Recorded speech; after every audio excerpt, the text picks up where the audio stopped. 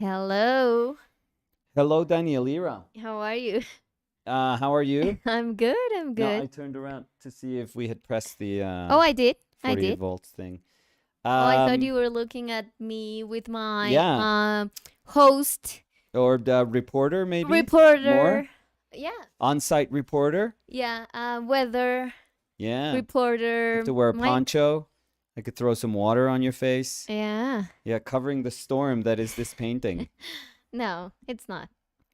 It is cloudy skies. I feel could You be feel? that. It could be that. One of our microphone arms broke. Yeah. While Uh, we were setting up when we were things. starting, yes. So, So nice. here I am. So I apologize because, Why? well, no, holding a microphone can't be fun, Now you apologize with me? and we should No. we have to find a way. You know what I think we could do? What? We could probably um like make something up. Of course we can. Yeah. But I So have a better idea. so tomorrow, well, we have to buy another one. I was gonna That's buy one that's very cheap, that can arrive for tomorrow. or So we hear can me. order a better one. Yeah, so let's order better ones because mine is also about to break. Because I had given you mine that was about to break, and you had given me yours, That which is doesn't good. really clamp. Yeah, but they're cheap. Let's be honest. But They're it's just pretty good. cheap. I mean, it's Well, it's holding good up. for a year. So Yours wasn't holding up. I no, mean, I was like, I'm gonna move it. yeah, mine was older than yours for a couple of months, Yeah. and so clearly shows that they're good for like a little bit over a year or a year maybe. Yeah. I feel like I Um, want to pass the mic to someone to ask a question. okay, it's not that type of show, but thank you. Yeah, we're not The Price is Right. But uh no, so let's get better ones. So if we're gonna spend money, let's get better ones instead of buying like a cheaper one so that we can then spend money on like better ones.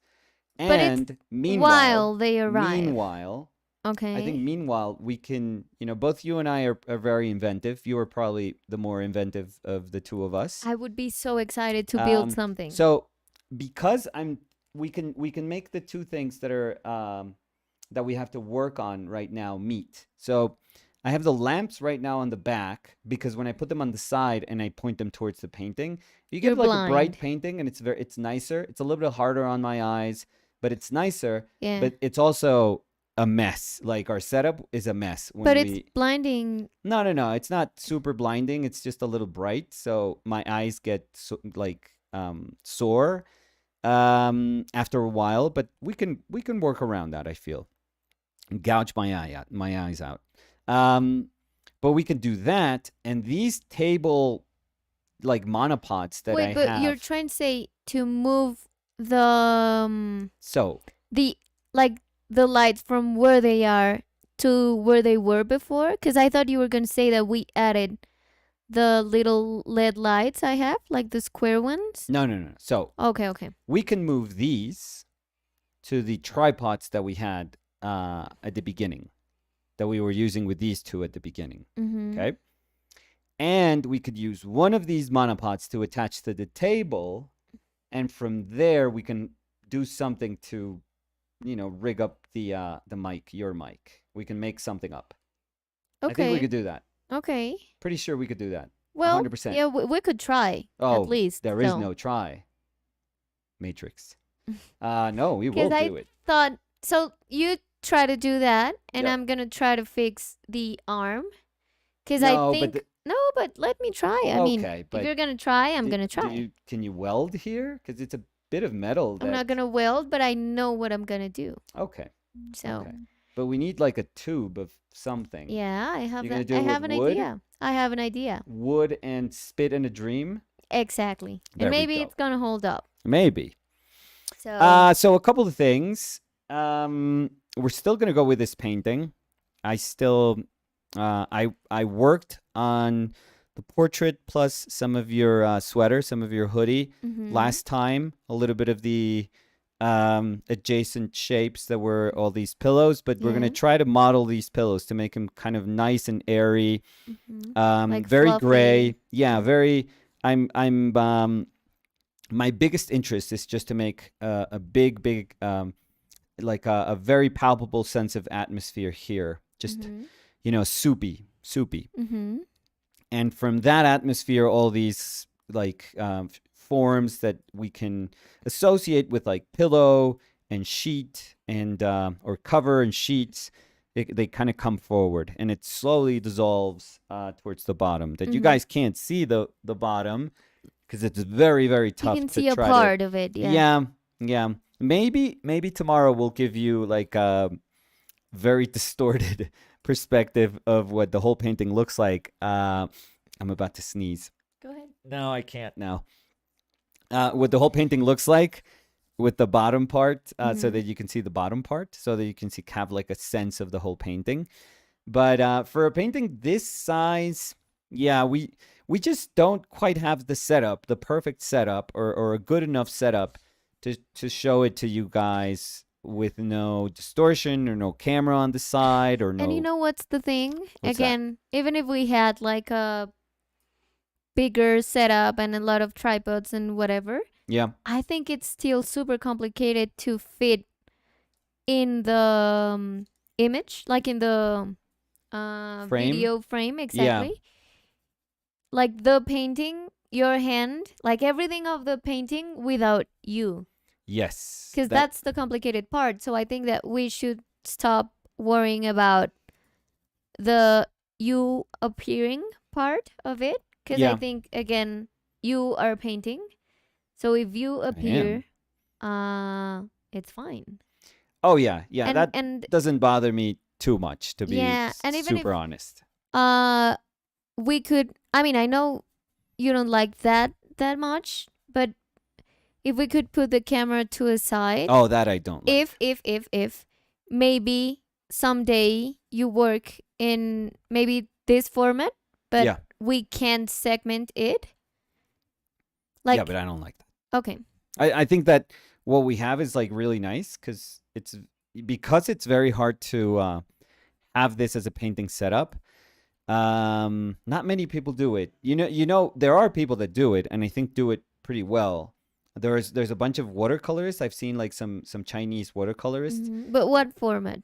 Because I think it's a large that's the format. really? Based on the hand and based on the brush size, I think it's a large format. Oh, we I think should. it's probably it would be around this size or Yeah. a little bit smaller. But I know what they do. What? They rig up the camera from their ceiling. Oh yeah, I've seen that. So they actually put like there's a wood. They actually make this sort of like little scaffolding of wood that attaches to the ceiling that we can't do because this is not our house Yeah, because we're and renting. because our ceiling is actually drywall. Yeah, So because if I drill a hole, like if it was our ceiling, oh my God, I would have told you already, like, let's buy some wood and we're going to make a kick-ass like tripod yeah. arm that No, 'cause moves I've and we seen can it. attach the camera. But I mean, because I think that the problem is that here in Bogota, Yeah. I would say the majority of buildings Yeah. that are Newer ones. newer. Yeah, because older no, ones, they don't have like yeah, that, but that they bit of have drywall. like the ceiling, but they also build a little bit of a lower drywall ceiling, so Yeah. you can hide all the cables, Yeah, it's just like makes the electric, like electric installation Exactly. easier. which is very good for that. Yeah, but terrible if you want to hang something heavy from the ceiling. Yeah. Which would be our case. It would have to be like you would have to like really drill into the ceiling just so that you are 100% sure That it's that not your gonna fall, expensive yeah. camera is not going to fall on top of your head. You know, we could even, because I don't think you even have to build it, because you could use, I'm thinking you could use The tripod already? no, like a projector mount. Because there's okay, that could be the base, I feel. so let But me you still need I saw this video of these dudes, these some of these Chinese watercolor painters rigging one of these, and it was brilliant, by the way. Oh yeah. It's like, yeah, it's engineering. It's like super simple No, and engineering, but I it's mean, great. It's I really ingenious. Yeah, and I would love to build it, I know. to I be know. honest. So Yeah, yeah. It's these arms that, you can it's not just attaching the camera, but you can actually, shift it and move it all over the place so you can get like focus wherever you need it, or you can frame your painting however you need it. And I know that sounds like little, but if you are painting and if you, for example, have your drawing already set up, because that's what they do, that's the thing. When they're doing their watercolors, they have their drawing already done. So they don't have to speculate about distortions in their drawing, anything. So if you do your drawing, this could be flat. And even though it's kind of annoying a little bit to have everything flat, flat is so much easier to just, Well, but in what format? Because I think that in that format you have, yeah, you couldn't do, I mean, as you were saying, you would have to always have the underdrawing ready. exactly. So you could That's how trust they in work around the it. proportions Yes. that you draw.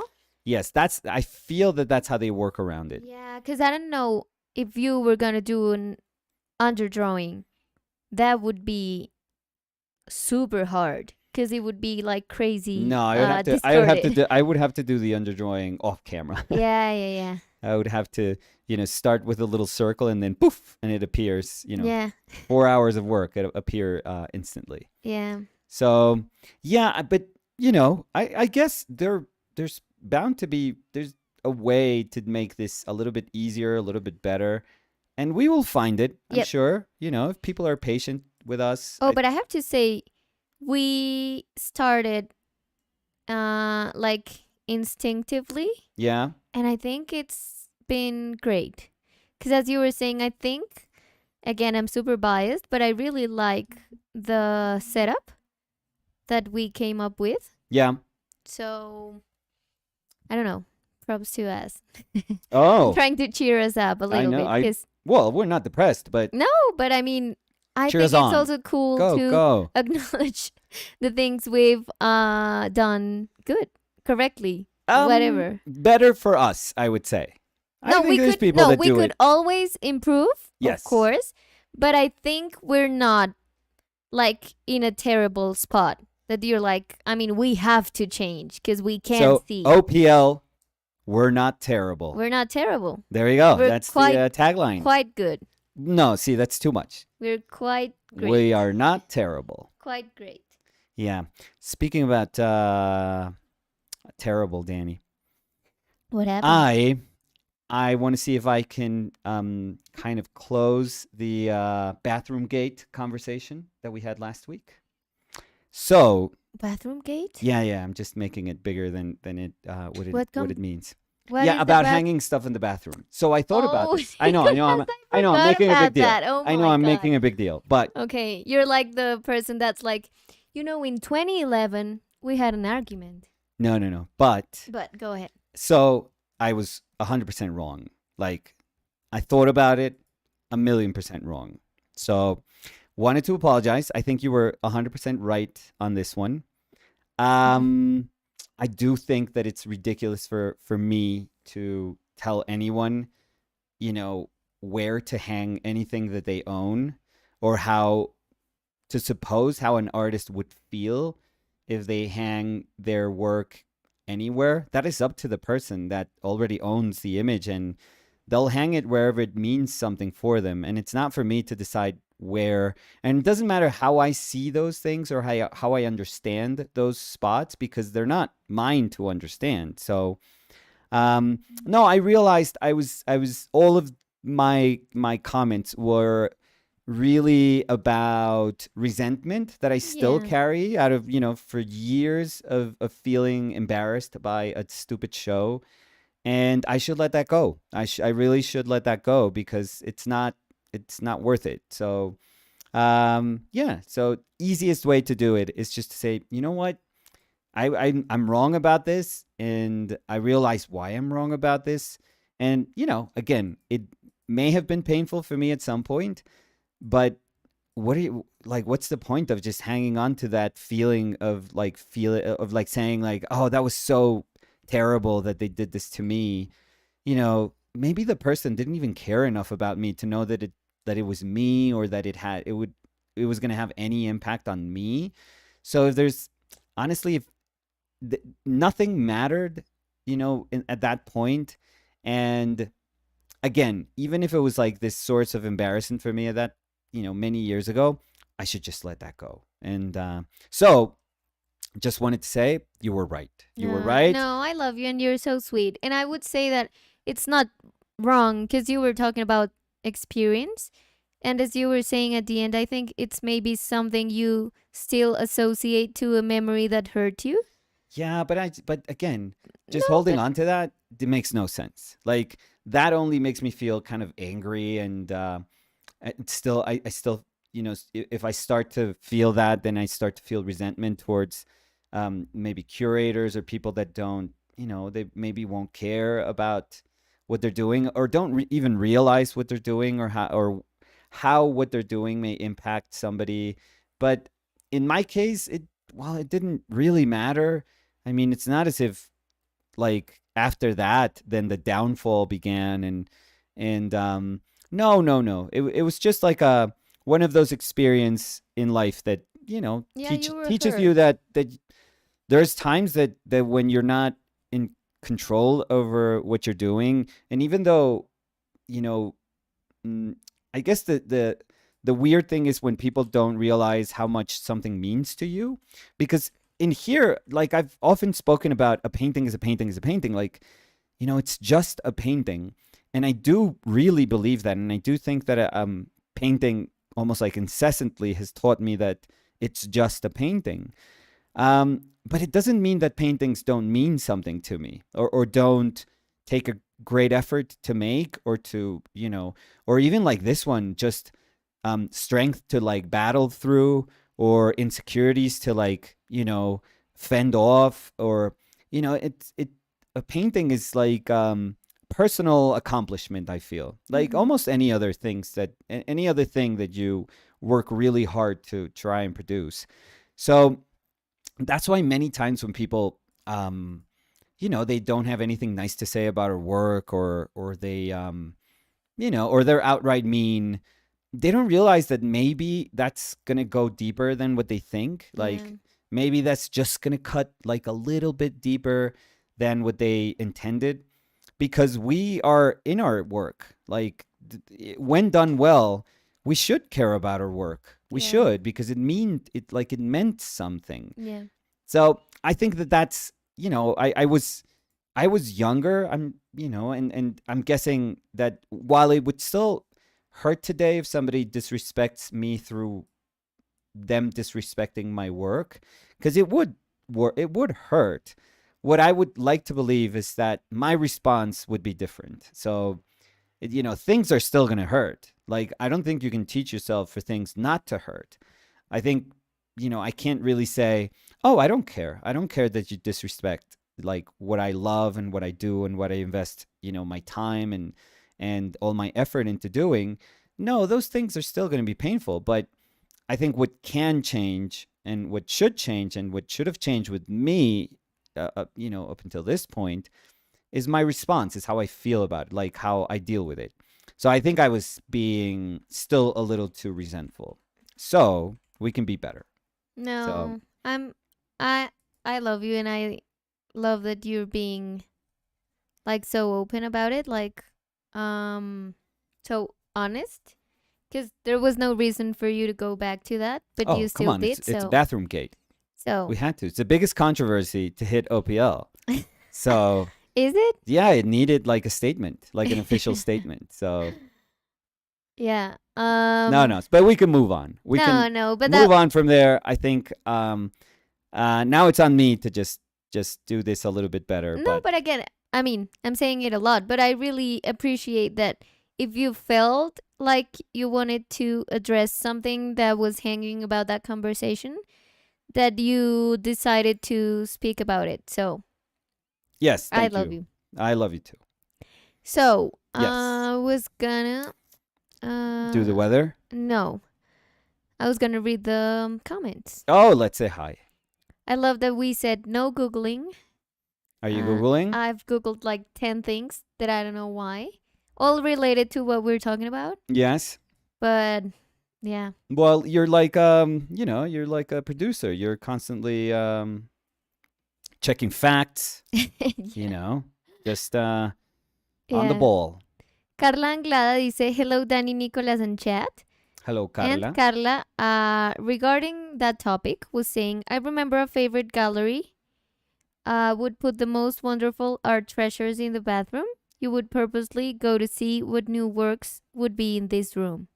Right. Yeah. I think Nicolas was saying this last week. Like you were hinting at it, but I didn't address that. But when we went to the Espacio Solo in Madrid, I went to the bathroom. You were escorted to the bathroom. I was escorted to the bathroom, yeah, Yeah. because I couldn't go alone. Very exclusive. And there was a Joan Cornella. I don't know how to do the pronunciation. And it was amazing because I've never seen an original of theirs. And I think they're amazing. So, yeah. Fernanda Uribe What? dice, Who is manda that? manitos de hola. Hola, mi Ferchunguis, Ferchunguis. hola. Gracias por acompañarnos, mi Ferchunga. Darian Gallardo. Garian Dayard. Es que pensé que ibas a decir Gallardo. como- Galán del Llano. No, ¿No? no, porque ahorita Ya me estoy viene País metiendo mucho Llanero. Con País Llanero y sí. de pronto... Y se sí. vuelve Pasión de Gavilanes Sí. esto. Darian Gallardo dice, hola Dani, Nico y el resto del chat. Hola Darian, ¿qué tal? Mi Choli Berry, que no creo que siga por acá, El Cholibérrimo, la finca del Cholibérrimo. dice, mis maestros de arte preferidos, muy buenos días. Ella tiene Hola, varios, pero Micholis. somos los preferidos. Gabriel González Mm. dice, feliz semana a todos, qué bueno escucharles, Nico y Dani, ahorita practicando un retrato con grafito. Bueno, qué qué chévere, bueno. qué chévere. María Chévere, qué chévere. Caqueiro Oh. dice, hello, buenos días, ¿cómo van? Hola, Cacaíto. Felices de empezar la semana con tu compañía, mi Mm. Cacaíto. Mm. No, siempre Muy me alegra buenos mucho días. ver a mi Cacaíto acá. A mi cacaíto acá. Jakub Truskowski was saying hello. Hey, Jakub. How do you spell that? Or Jakub. J-A-K-V. Jakub. Jakub. Y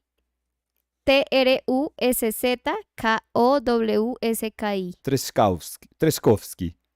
Jakub Treskovski. That sounds legit. That sounds legit, right? Yeah. Yeah. I think my Jakub. Oh, I'm sure. Maybe it is. I'm but- sure he appreciated. I'm sure he liked it. So Julian Cabrera was saying, hi all, the painting is looking great. Thank you. Hey Julian, how are you? Nicolas Mijarovich was Mhm. saying, hello everybody. Hey Nicola, how's it going? James Pence was saying, hi everyone, watching for 5 minutes before I go to work. Excited to see this. Hey James, happy to have you here. Even for 5 minutes. Always happy to have you here. Nikki Brooks was saying, hi all. Hey Nikki. Marcelo Peralta was saying, hi chat, hi Nico and Danny. Bom Going out dia. for lunch, but I'll come back later. Boa tarde. Oh. What are you going to have for lunch? What time is it? In Brazil? Well, because I don't know where in Brazil. Maybe 3 hours ahead of us. Maybe? Yeah, it's pretty west. It's pretty east, I'm sorry. Almost all big cities there are very, very east from us. Let me see. Let L- me Google. Yeah. I would say 3 hours ahead.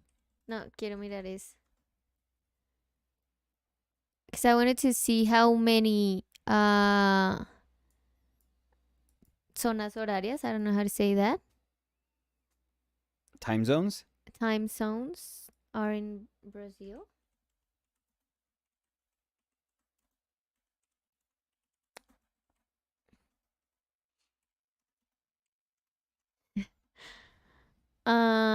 Four. Mm. They're Yeah, called it's- standard time zones. So four. Yeah, I mean, because it's that's what I was. huge. Yeah, but that's why I was saying that it depends where they are. Well, most big cities are way to the east coast. But- Because everything else is like the Amazon. Most. Most. Yes. Henrik Schandorf was saying suggestion.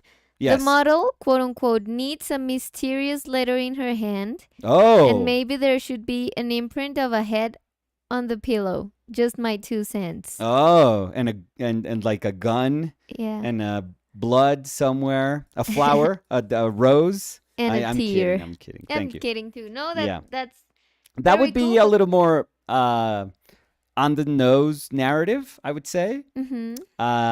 So I like that you kind of like that sort of. It almost seems like a novel, soft cover, you know, Yeah. but like a suspense novel, Mm-hmm. a Yeah. cover for a paperback or something. The day he left. No, what do we title that? Farewell poem. Yeah. No? Foreign soldier. Farewell letter. Foreign Sí, is soldier. it farewell? Farewell. Farewell. Yeah, Farrah Farewell. Fawcett. Well, I like that. Farrah Fawcett's letter. Yeah. Yeah. Oh, Farrah's. Yeah. There we go. That's the title. That's the title. yeah. Thank you. That's bestseller. Callum was saying, well, early start for you guys. And Yes. Callum was saying, Nicolas, Yes. can I ask you to speak about the work that is in the Contemporary Painter's book? Like maybe what you were artistically exploring at the time compared to now? Oh, there's a. I'm trying to think. Yeah, thank you for getting the book. Callum is referring to a book that you can get. I'm not getting a single dime from this, so don't worry about it. This is not like me Yeah, pushing so this thank book. you for supporting. Yeah. I that don't even know what the publisher thing, of yeah. this book, like who publishes this book. So, I'm trying to remember which paintings. I think there's Do you a want lot me to of bring it? paintings. No, it's okay. We can revisit them. No, but it's a one big. by one. I nope. and Thank comment you. them. Nope. Thank you.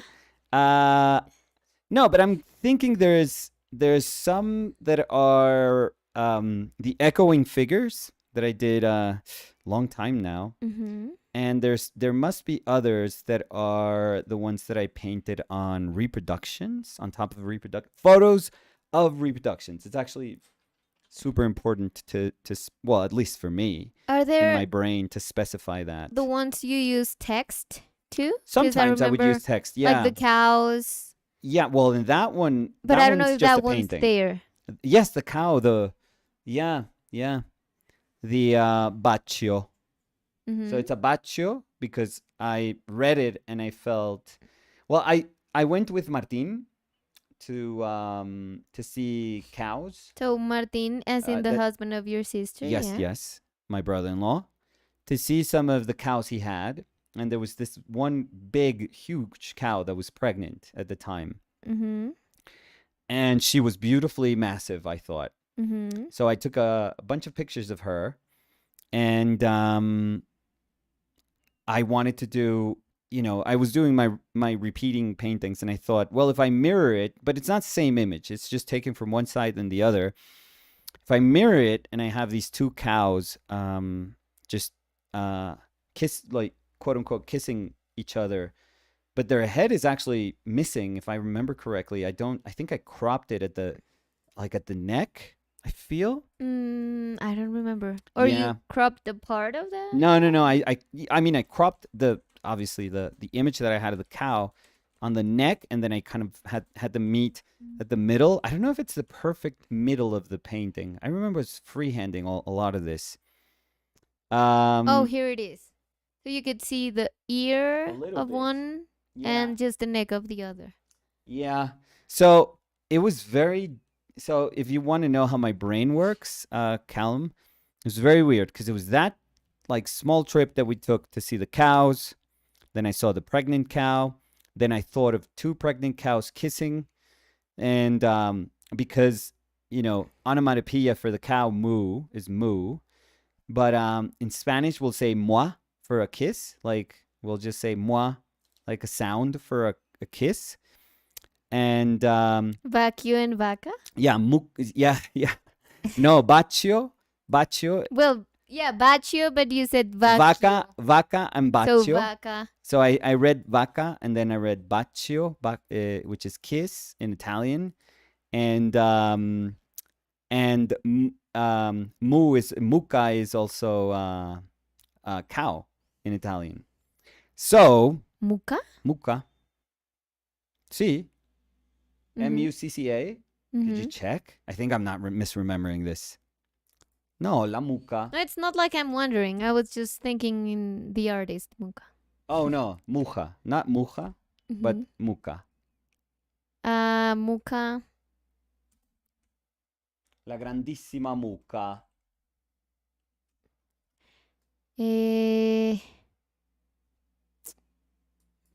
wait. I'm pretty sure I could do it here. Cause you're having Cow. yeah. No, I was pretty sure. My Italian's not that gone. So much stuff in language like intersecting, but intersecting stupidly, to be honest, that I thought I got to do a painting of this, and Mhm. that's what I did. So Callum was saying lots of echoing figures and yes, also painting on top of other images. yes. So I love the idea of a reproduction of something that is very powerful. You know, the reproduced powerful image and how it's kind of reconfigured. You know, how it reconfigures in our brain and how we, you know, how we understand it differently from whatever we understand. You know, the idea of original is. And so I thought I'm going to take some books and I'm going to take photos of the reproductions of the books. And then I'm gonna have those printed in like photo. You know, it was like a photo, but they were machine printed, so it's still a chemical process. It's not like a digital print. It's a chemical process of printing.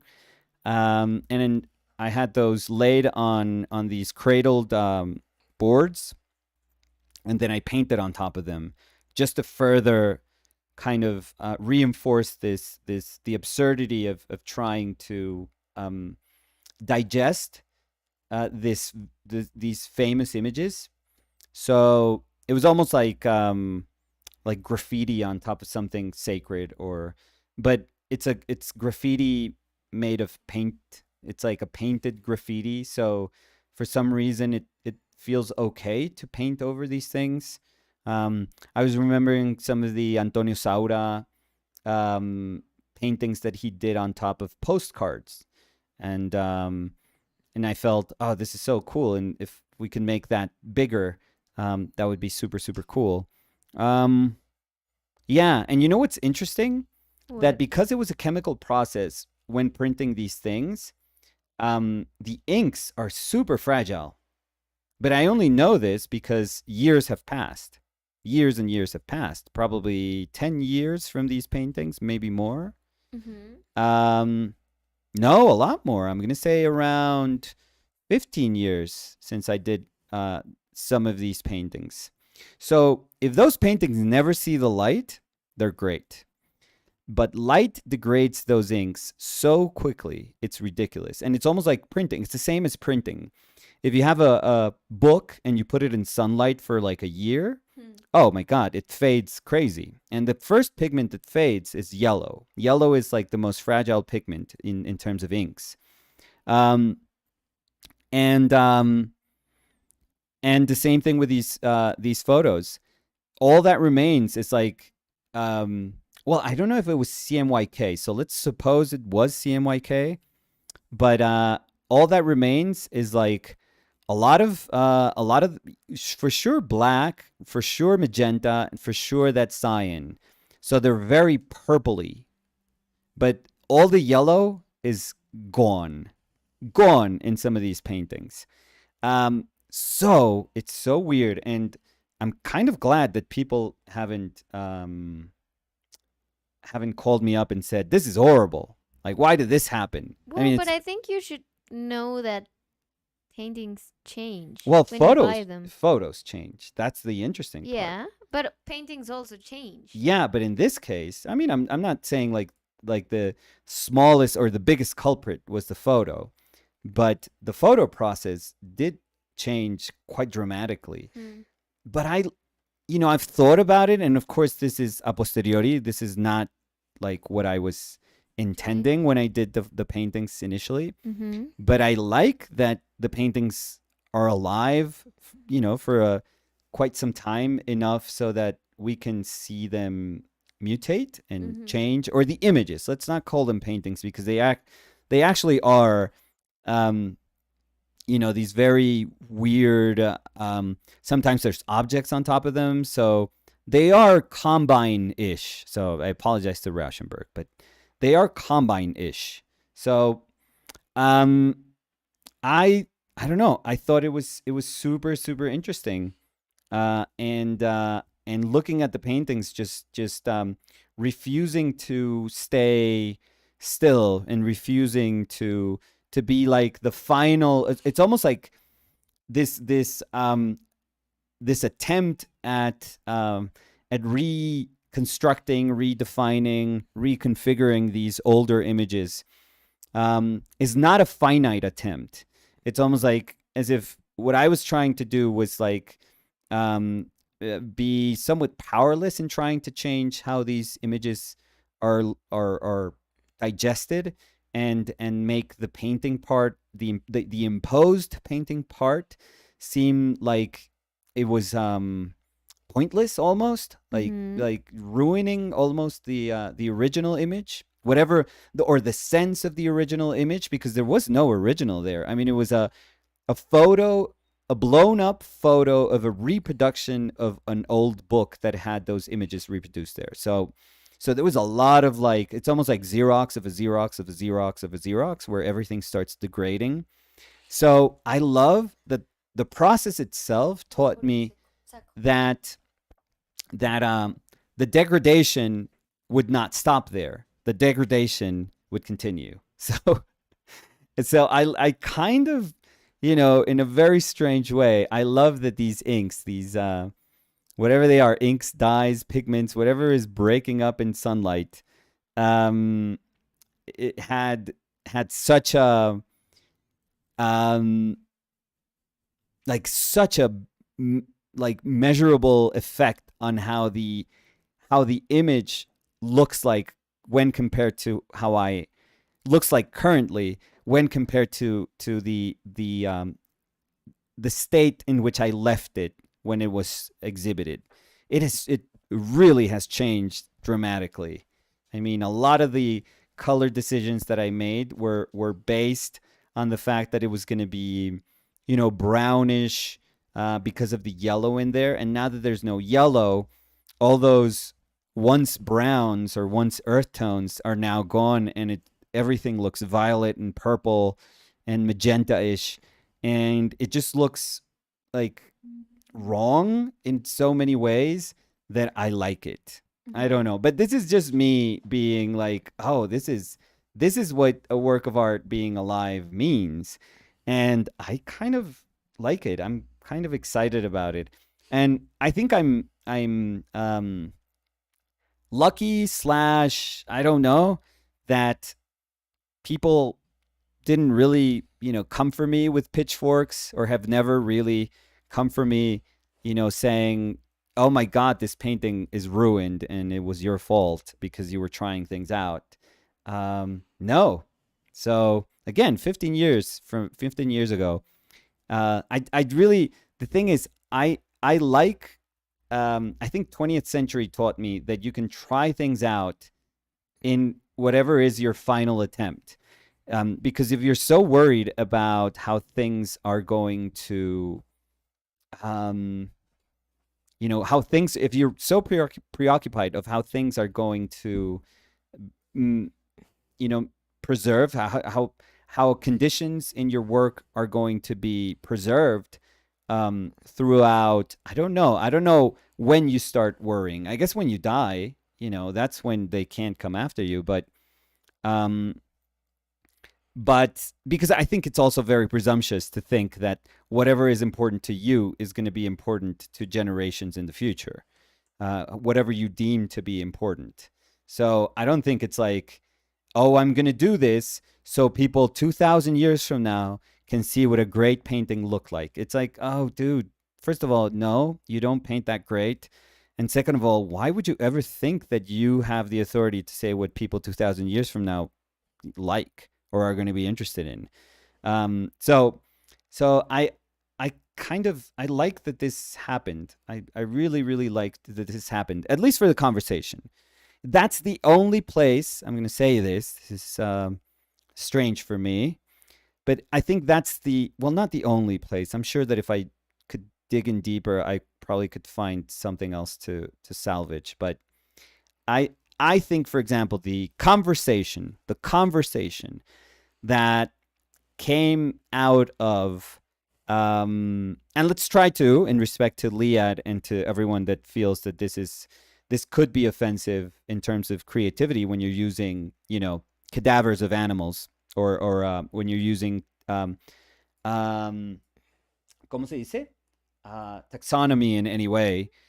Um, but when Hearst did the original quote unquote original shark, and it just wrinkled up after years because I guess the formaldehyde solution wasn't strong enough or something, or whatever it was. I don't know the exact reason why it wasn't able to be powerful enough to maintain the shark's kind of shape intact. But I really enjoy, and I still do, the conversation that was born from thinking, what is an original? Like, where does the original lie in? And did the was the original shark the piece of art that was going to be famous for, or infamous, for centuries, or it didn't really matter. It doesn't matter if that shark in that state exists, in that original state exists, because like Saatchi and Hearst argued it was the idea that was the one that lived, not the shark itself. Like, the shark itself can be reproduced, the object itself can be reproduced infinitely, but it's almost like it's what was bought was the idea. So I enjoy those conversations. I enjoy these notions of original and copies and Yeah, as in reproduction. Mauricio Catalan's banana too. Yeah, and Like, there's do you buy that banana? yeah, that with banana's that gonna tape? rot. I mean, Exactly. if you leave that banana in 2 months, you're just gonna have flies. So, what are you buying when you have these things? I mean, Mhm. that's true for a ton of installation. I mean, ever since installation was sort of popular, you kind of know that you're not buying the installation itself, that and especially installations that are like in situ, and maybe that have some sort of interaction with people. I'm thinking of the Felix Gonzalez Torres, Yeah. the candy, Yeah. the wrapped. Yeah, that it's the weight. If I'm not mistaken, it's the Of weight his of his husband. partner. Yeah, because The they were. weight of his partner before he died. Yeah, that's my favorite work of his. Yeah, it's. I mean, it's too much, Yeah. and people just go there and eat his partner. I mean, what is essentially his partner, in the Yeah. same way that I think it was AIDS that was responsible for the death of his partner. Yeah, and they were talking about like time Yeah. and how that weight was just like getting smaller and smaller. Yeah. Oh, yeah. Because it's like, it's one of those things that breaks you when you realize it's like nothing. It's so. I mean, it's just bones at that point. That amount of weight for like a grown male. It's crazy. Hmm. It's crazy. So, yeah, but that one is gut wrenching. That installation is gut wrenching. But my point is that installation can be reproduced infinitely. Hmm. Infinitely.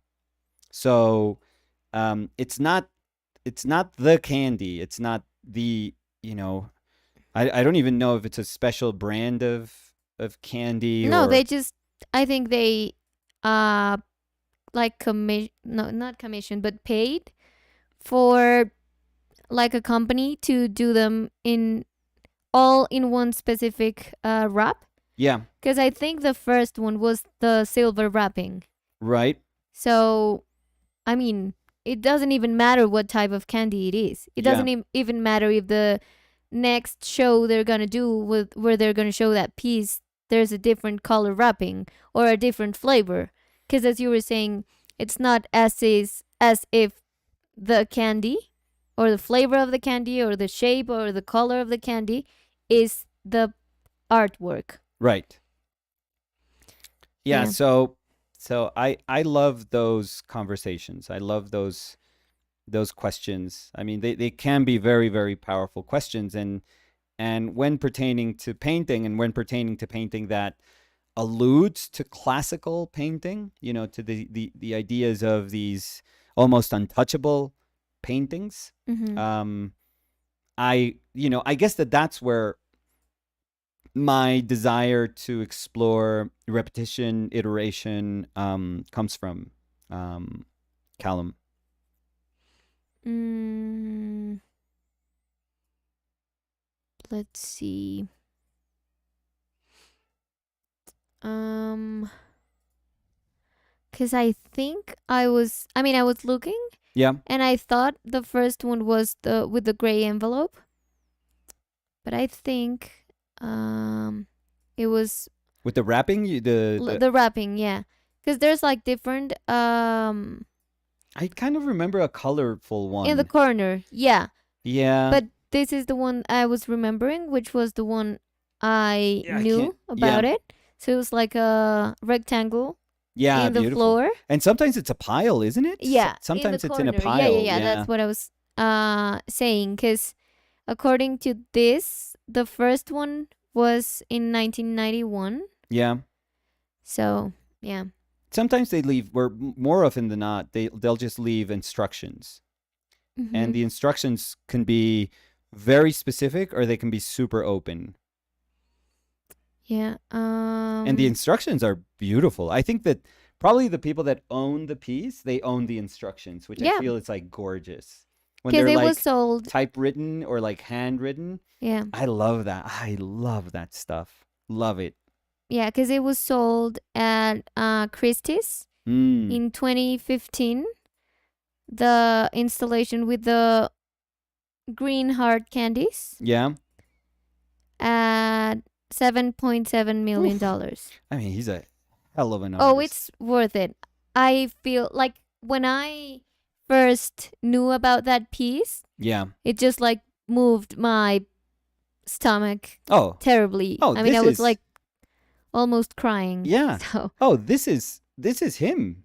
I mean, the two pillows, the bed, the unmade bed. I mean, unmade beds are beautiful throughout painting, I feel. There's unmade bed, a very nice unmade bed of, I mean, you can go through history and just look at beds, but there's a Delacroix unmade bed. There's a Menzel unmade bed. mm. I think as a subject matter, this is nothing new. The reflection of our presence through the space that we occupy, probably one of the spaces that we will occupy most in our life, which is like the place where we rest or we sleep, or however you want to understand it. That is eternal, I feel. But he did una valla. What do you call that in English? Oh. A board, what do you call that? The ones that you put up on the street? Oh God. A street sign. No, not a street No. sign. What do you call those things? I forget now. Jesus, come on. Oh God. Maybe someone Yeah, like an ad. Those like ads. a sign. Yeah, it's Yeah, like those a ads that you see on the street, like on the side of the road, let's say. um So he has one of the unmade bed that I think he put up in New York, if I'm not mistaken. I remember seeing pictures of that on top of like a parking lot, maybe. yeah. That you could see like the The wall of the parking lot, and you something. could see, I'm trying to remember. And so that's beautiful. Yeah. So that is this bed for sure. I mean, 100%. And the clocks. I mean, Yeah. come on, it's gorgeous. It's perfect. Billboard. Billboard. Thank you, Yeah. Jesus Christ. So it was this one. So you could see like Yes. How is that not the most gorgeous thing in the world? I'm gonna share it because we're Yes. like reacting to because that. Yeah. I'm glad that we found a way to Felix Gonzalez Torres. Like, I mean, it was probably in my brain, looking at what I'm painting. Hmm. But I think it was nice to get there in a kind of strange way. Oh look, and this one. Maybe Yeah, this that's the is one the I was one you were thinking. Yeah, that's referring the one to I was because there's thinking. one in a building. Yeah. That's the one I was thinking. But But I'm it's gonna show the amazing. other one. Yeah, and they're throughout New York, right? I think that was an Yeah. installation in New York. Um. Absolute genius. Yeah. But I have to say, the one of the candies. Oh yeah, that's no. It's like heart wrenching. Yeah. So let me. How are you doing with your mic? Perfect. Yeah. I'm in the middle of an interview. Here. Oh. So, this is the one we were talking about. The billboard. No, it's good. I mean, Yeah. Yeah. Little annoying, maybe. no.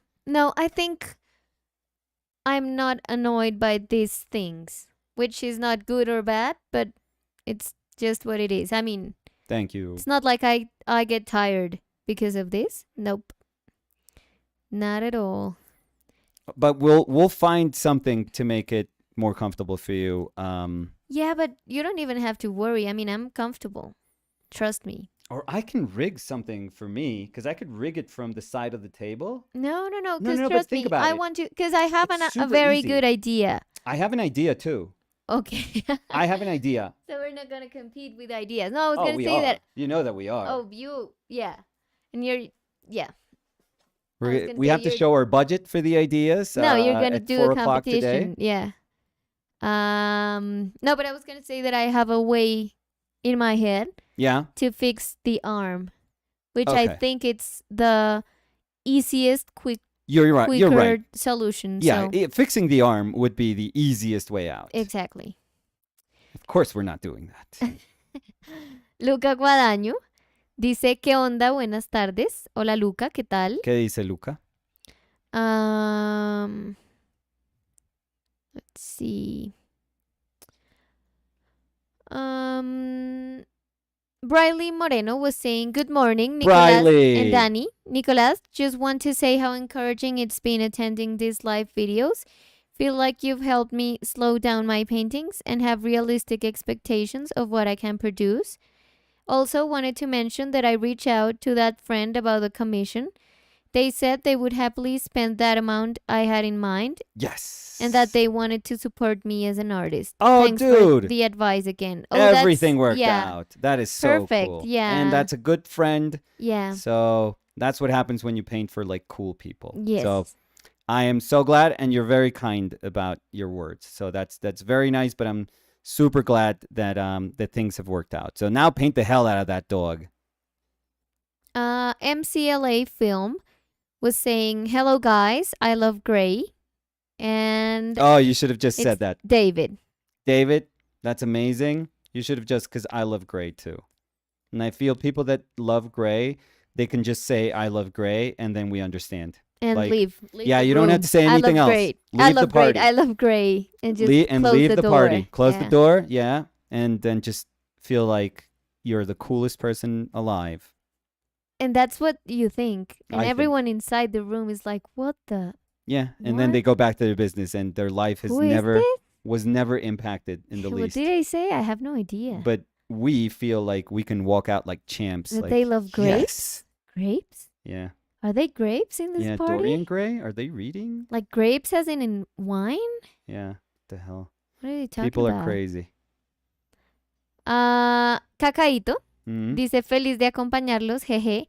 Llevo una semana y pico sin trabajar porque no he podido organizar un tema de contraseñas, entonces los vengo a acompañar un rato. Cacaíto, ¿cómo así? Pero O Caquero, sea, ¿esto impacta ¿el trabajo? nuestro sueldo? O Nuestro, tú ya Pues nuestro, o sea, no me lo estoy gastando, pero ¿tiene un impacto sobre la vida diaria? O, Cacaíto, o te va a sea, tocar como en Better Call Saul las contraseñas. No voy a decir nada más. no, mi amor, pero No voy a decir nada más. bueno, Solo voy a decir eso. bueno. No fue un Todo el tiempo spoiler, pidiendo a la gente no nos diga nada, pero ya que no nada. la Y la vimos. primera vez, y la primera que tiene, la zapa. Oiga. A ver, Callum was A saying. ver, A Calum. ver, Callum. Ah, no, I already read that.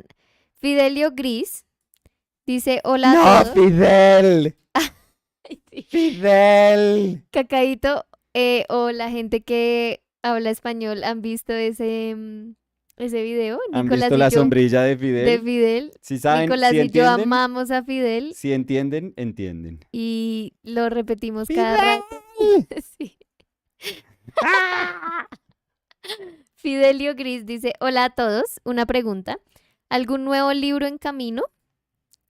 Sí, Fidelio, viene un nuevo libro en camino que estaremos enviando en diciembre, que fue parte de una campaña de Kickstarter que hicimos. Em, el libro se va a hacer, el número de veces que se va a imprimir, no, el tamaño, La edición es la el palabra tamaño que de estás buscando, el lindita. tamaño de la edición del La libro, edición. el tamaño, por favor, déjeme Ajá, bueno, continuar, ven el el tamaño tamaño. de la edición del libro Ajá. eh, estuvo determinado por el número de personas que apoyaron la campaña. Entonces es un libro que ya las copias que se van a imprimir son copias que ya están vendidas. Y sí, y lo vamos a estar enviando en finales de noviembre e inicios de diciembre.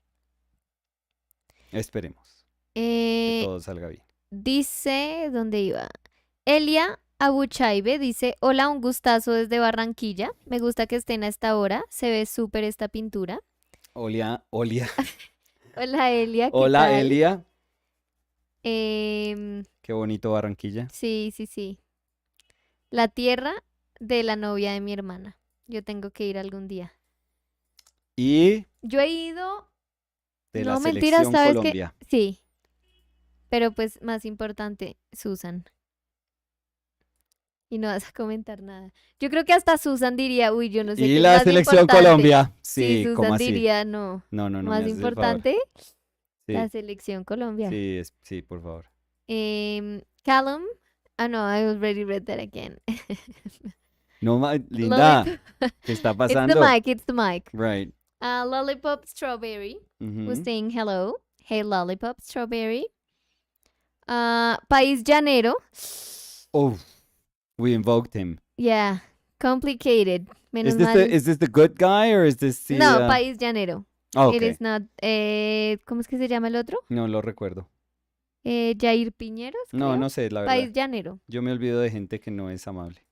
País Llanero dice: Hola, Dani, Nico y Chat. Hi, Chat. Hi, Hola. chat.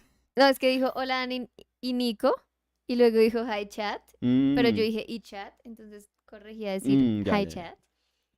Chat. Hola, País Llanero. ¿Qué tal? Um, when we were talking about uh, eh, the banana taped to the wall, Yes. Callum was saying mostly the newspaper story. Installation work, I feel, is selling stories. It's the opportunity to tell your dinner party guest. Well, not every installation. I'm not No. going to say every installation falls into that Yeah. category, but yeah, but you're right in the sense that a lot of these biennials, a lot of these like bigger shows, they want to have something to say. Like they want to be in the spotlight for like at least a couple of days. So I am sure they welcome all these like dumb conversations or cool conversations. Actually, because the banana in itself, it's whatever, but it is a cool conversation about art that always comes from that. So Cacaíto dice: Sí lo vimos, jaja, pobre Fidel. Jaja, Fidel, ven. Y País Llanero dice: Uf, ¿cómo es que se llama el otro? Jajaja. El El otro, otro se uy, pero llama este dolor. Darian Gallardo, o Mm, como dijo Nicolás hoy, voy a echar al agua a Nicolás. ¿Qué dije? Dijo Garian, ¿cómo fue? No, galán llanero. Galán llanero. Entonces, solo dejo eso ahí y me retiro. Y País Llanero dice, ¿cuál es el video de Fidel? Uy, no, País Llanero es buenísimo. Busque, ¡Fidel! busque Fidel. Yo creo que si uno busca video Fidel ya sale. Sí, Fidel Sombrilla. Fidel Sombrilla. Y les Fidel, hacemos un favor. video. A ver si, busco a ver si sale. Fidel Sombrilla 100%. Sí. Fidel, video sombrilla. Ese es el que estamos hablando. Sí, porque video Fidel, yo creo que todavía hay mucho video cubano. Sí, político. Pero Fidel es lo máximo. Lo máximo. Y el amigo de Fidel y la El risa del narrador, amigo de Fidel, el narrador es perfecto. Sí. increíble. Hay entrevista. ¿Sí? Sí. Mira, dice, joven se hace viral por intentar salvar su paraguas, Sí. que se le voló en la lluvia. Ahí está Divino Fidel Fidel. respondiendo. Son lo máximo, la Sí. verdad. Qué buena Fidel y su personalidad la amigo. de Fidel. En un video uno se da cuenta de lo buena Que gente que es una sí, persona, que de uno lo buena quisiera persona. ser amigo de Fidel y del de la risa. Perdón. Simon Davis, we're saying, are you watching the Sandman series? What Uh, do you think? w- We started the first. We started Simon, but and first of all, hey Simon. And Simon's gonna be in a Comic Con somewhere. So if you don't Oh, please. follow Simon, Yeah. please. What are you do? What are you? You're crazy. You're absolutely crazy. But we started Simon, but the thing is, we have this thing with Danny We and have myself. a list of that things that. We start beginning to watch a million series, which is not great. So yesterday we finished And the off day before. Better Call Saul. 'cause Yeah. We were that like one was binge hanging. watching. Yeah. because we're big fans of Breaking Bad and And Better Call Better Call Saul. Saul. It's amazing. Yeah. Yes. The acting, everything is amazing. We love it. Yeah. So we were finishing it. I cried. You Not at the end. cried at some points. At some yes. point, I'm not going to say 2 what. points. I Mhm. remember one before we restarted. We retook the series. Yeah, before that one. Oh, Think in about before we different stopped. seasons? No. Oh, this Because season. I've cried a lot. Oh yeah. Oh, with anything. No, but I was gonna this say that morning. Soap. I We cried- were out of soap. Yeah. I cried with something. Great. Yeah, I that's cried it. with something. Yeah. That's I'm gonna write that on your obituary. She cried with something. Yeah, and that something you. applies Thank you for to a coming. ton of things. Thank you for so. coming. Yeah, but we started that one, but then we realized we wanted to finish. Yeah, we were first. like, what are we doing? We're Yeah, 'cause starting we're like starting a one thousand and another things. and another. Yeah, Let's just finish. And Yeah. But what I saw, I think it was. I think I interesting. liked. I think I liked it too. I really liked. But the thing is, you know what I'm interested in Simon also doing? Because what I have is a memory of when I read Sandman when I was, I don't know, like maybe 17 or 16, 17. So now I have to read it again. That's what I wanted to. I was like, I should read this again. Yeah, I should read this again. and we should finish first. Ozark. We Well, have to that see- one I don't think it's great. I would go with Oh, Sandman first what? before Ozark. Yeah, because No, from and, what and I've you heard, promised me only murders in a building. oh, that one too. Well, those We two, have I to. think we can do those two at the same time because those two are very different. Well, I would prioritize only murders in the building Okay, just Jesus Christ. because you promised. Yes, but that one good thing is that because it just came out, we only get weekly episodes. Only murders? Yes. No, I think it's already all. No, I don't think so. Really? I'm 100%. Let's So the good thing is like we could watch things while we wait. Other things. Okay. So initial impressions, good. I mean, I was very scared. I have no idea. You know what, Simon? I thought like, just don't suck. Please don't suck, because this is like probably one of the most legendary like storylines in comic books. So don't suck, and it's so meaningful. Like, I am a fan, but I have a friend, a really good friend, Willie Chahin, who is like, who adores Neil Gaiman and adores Sandman. Like, I think this series, when people read it at a certain point in their life, it was very important. It was like super, super important. So for those people, I always thought, don't mess this up. Don't ruin this, please, because this is too good to be ruined. And so I was gonna be very satisfied if it didn't suck. That Well, was gonna be my like, that's the point where I'm okay. Roslyn was saying yes, Sandman is awesome, and Pais Janero was saying I loved Sandman because I think Great. know that the feedback or like the reviews of the series is that it's good. Yeah, and it doesn't suck. That's the thing, and it has good actors. So yeah. So I'm excited. I'm happy. I'm happy for them. I'm really happy. País Llanero dice, ja, ja, ja, ja, en mayúscula, por fin lo encontré. Es, Fidel es un clásico. Y País Llanero was asking, have you guys watched What We Do in the Shadows? I do. No, I haven't. Yeah, I do. I think it's, I'm like many, many, many, probably million people. I think it's hilarious. I have to show it to Danny. What is don't it about? Vampires, Uh-huh. but We it's could funny. see it. So there's the director Taika Waititi. He did the Thor director, Mm-hmm. the Thor Ragnarok and the new Thor. Although the new Thor, well, it is what it is. But so he did a movie, and then the movie turned into a series, Mm-hmm. and they're both equally as funny. I Oh, feel. we should see it. So yeah, I'm not so sure you are going to love it, but I do think that if you see it, you're going to be like, it's funny. It is funny, but I don't know if it's like the type of funny that you really like. Well, we should give it a try, and then we'll know. Oh, you'll know. Like, I could show you the first couple of episodes, like first two, maybe just the first one. I mean, But it never after changes. all the things we have to see. Yeah. But these are like half an hour long, if I'm not mistaken. So they're short, I feel. Simon Davis says, around episode 5, Yeah. it really gets into its swing. I don't watch any comic stuff that is based on stuff that I like. For instance, they retracted the message when I was reading. Oh, Simon. So I don't know what it said. Your mom was saying, hi Nicolas, hi Danny. Hola Olguita. ¿Cómo estás? Hello, mi Olgis. Doofenshmears. I love that username. With saying, Asociados. yeah.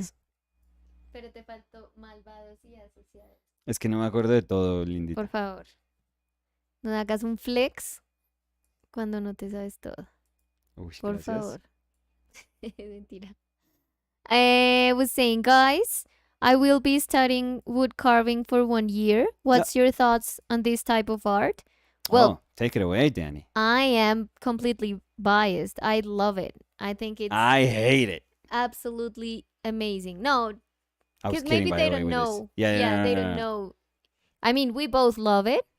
I do it as an amateur because I've never learned how to do it, but I love wood carving. So Yeah, that's all. if you're Danny. gonna be studying it for 1 year, I think it's amazing. I think you will fall in love with the material. It's just beautiful. Again, I've never studied it, so No, but you know when you like something. Like, yeah. you know when something is like really important for you, or like that you connect with something, the way Yeah. you connected with that. Yeah, but again, I absolutely love it. So, Lychee Jelly Slug was saying, hello, Nico, Danny, and everybody. And they were saying, my god, this painting is so beautiful. The plane and color changes are so cool. This looks like it belongs in a museum. Crying emoji, teary eye emoji, and hard uh uh with things emoji. Okay, thanks for describing every emoji, Danny. You're welcome. Now I'm gonna do that Yeah, for with every everything. single emoji. Everything. Just Yeah. people, please send your comments filled with like the most arbitrary of emojis if you want Danny to like go through the pain of trying to describe. Not pain at all. No. I mean, it's a pain for people listening, but Mm, not for me. me You know, I included. have something because I thought, I mean, I think I had a mosquito bite or something Mm-hmm. in the tip of my nose. Oh, And it's been like bothering me yeah, since the beginning of the morning. yeah. And I had no idea what it was. And after the shower, I was looking at the mirror and I think I have a little mosquito bite. Yeah, well, that's So, cute. Now well, you have like a Skip Lipke nose.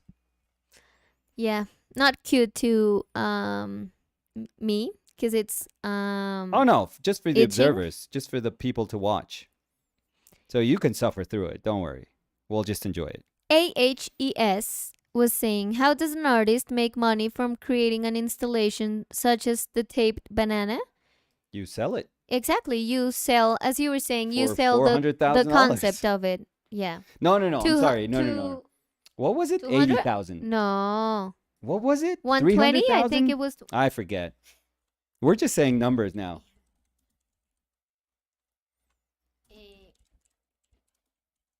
Oh, ASMR with typing. It says 120? Catalan's banana. No, I was right. Has You're always gripped the right. public imagination. It has something to do with the price. It says 3 and 2 artist proofs. Didn't they sell like 4 of them or something like It's that? 3 according to this. So Okay. from 120K to 150K. How are they It says in an different? edition of 3 and 2 artists proof. Okay. So maybe the artist proof yeah. was 120 Yeah, different tape. and the one was 150. So Okay. That I don't understand. Cuz I can't see how any of these would differ. but that's So, even more funny. I mean, yeah, it adds that to I the don't. like the absurd of it. It's like Maybe it was resold or something. I just find that this is, or maybe there was a bigger commission in one of them, because Danny, I can't understand how they would sell for a different price. no, but it's so funny. I mean, imagine someone that has a ton of money, and they're like, you know what? I couldn't get the original one, but I had the artist proof, and it's exactly the Well, same. in theory, Or it's like artist proofs in theory are more expensive, no, because it because says those are the proofs that you do for yourself. Those are for you. But I don't know how you proof a banana. because it says I don't 3 know, and and 2 it's so artist ridiculous. proofs. Yeah, but it's so ridiculous. Maybe it's so it's like insane. an orange, I have no idea. not a banana. Because I mean, I want to see if you could see the artist proof. The difference between the artist proof and the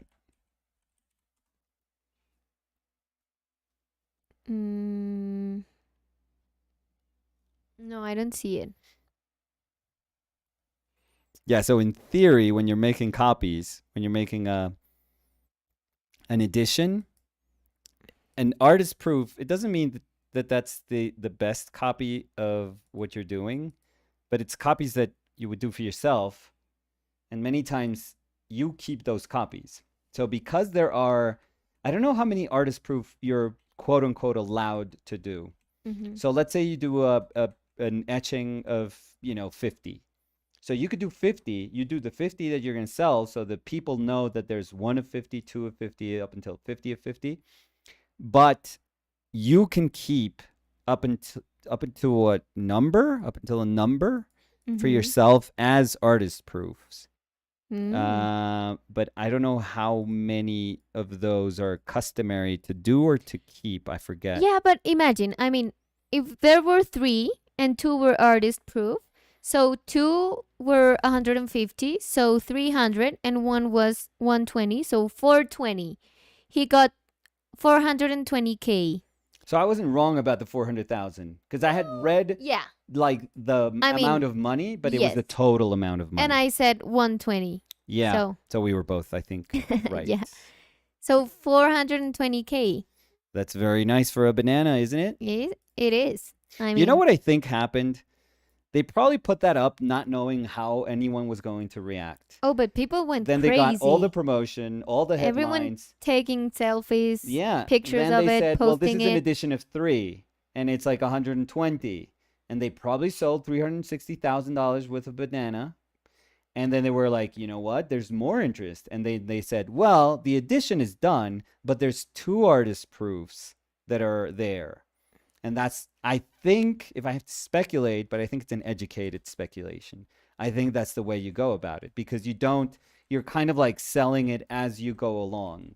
You realize how much, what the potential market for that is.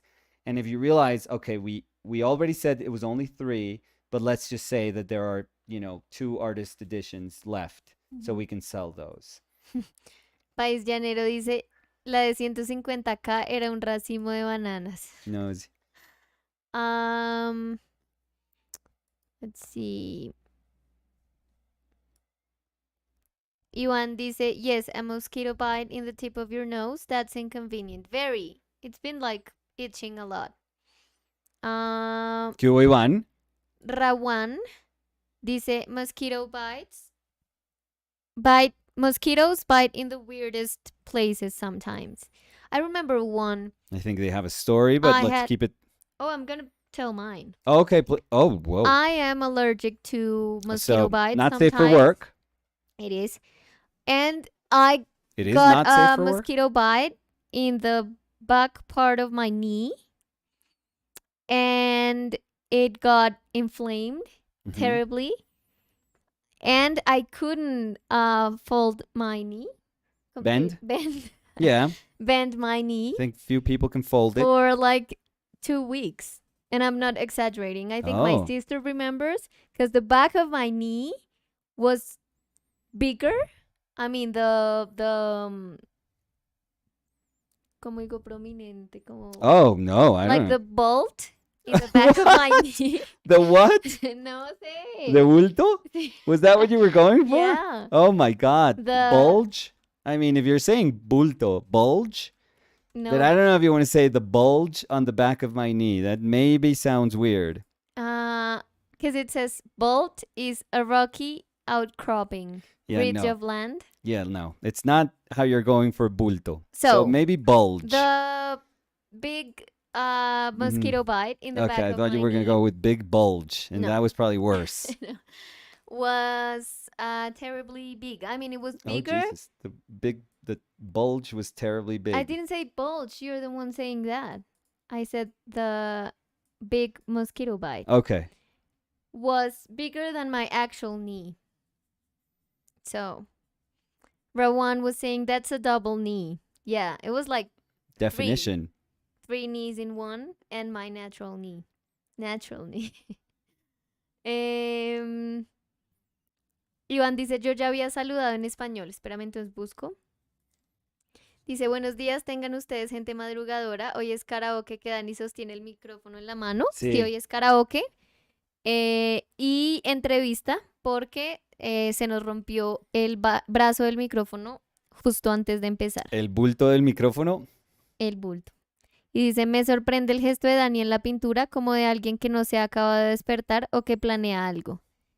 Esa es mi cara 100% recién levantada. Me cuesta transicionar de el sueño a estar activa otra vez. Me cuesta mucho. Por eso pongo 45 alarmas como para hacer más llevadera esa transición. Más llevadera. So where was I? Speaking about bulges, but maybe you can move on. Oh, so before Simon Davis comments, they were saying, late to the party, but glad I'm here. Beautiful as always. Thank you. Liad was saying, hello, morning people.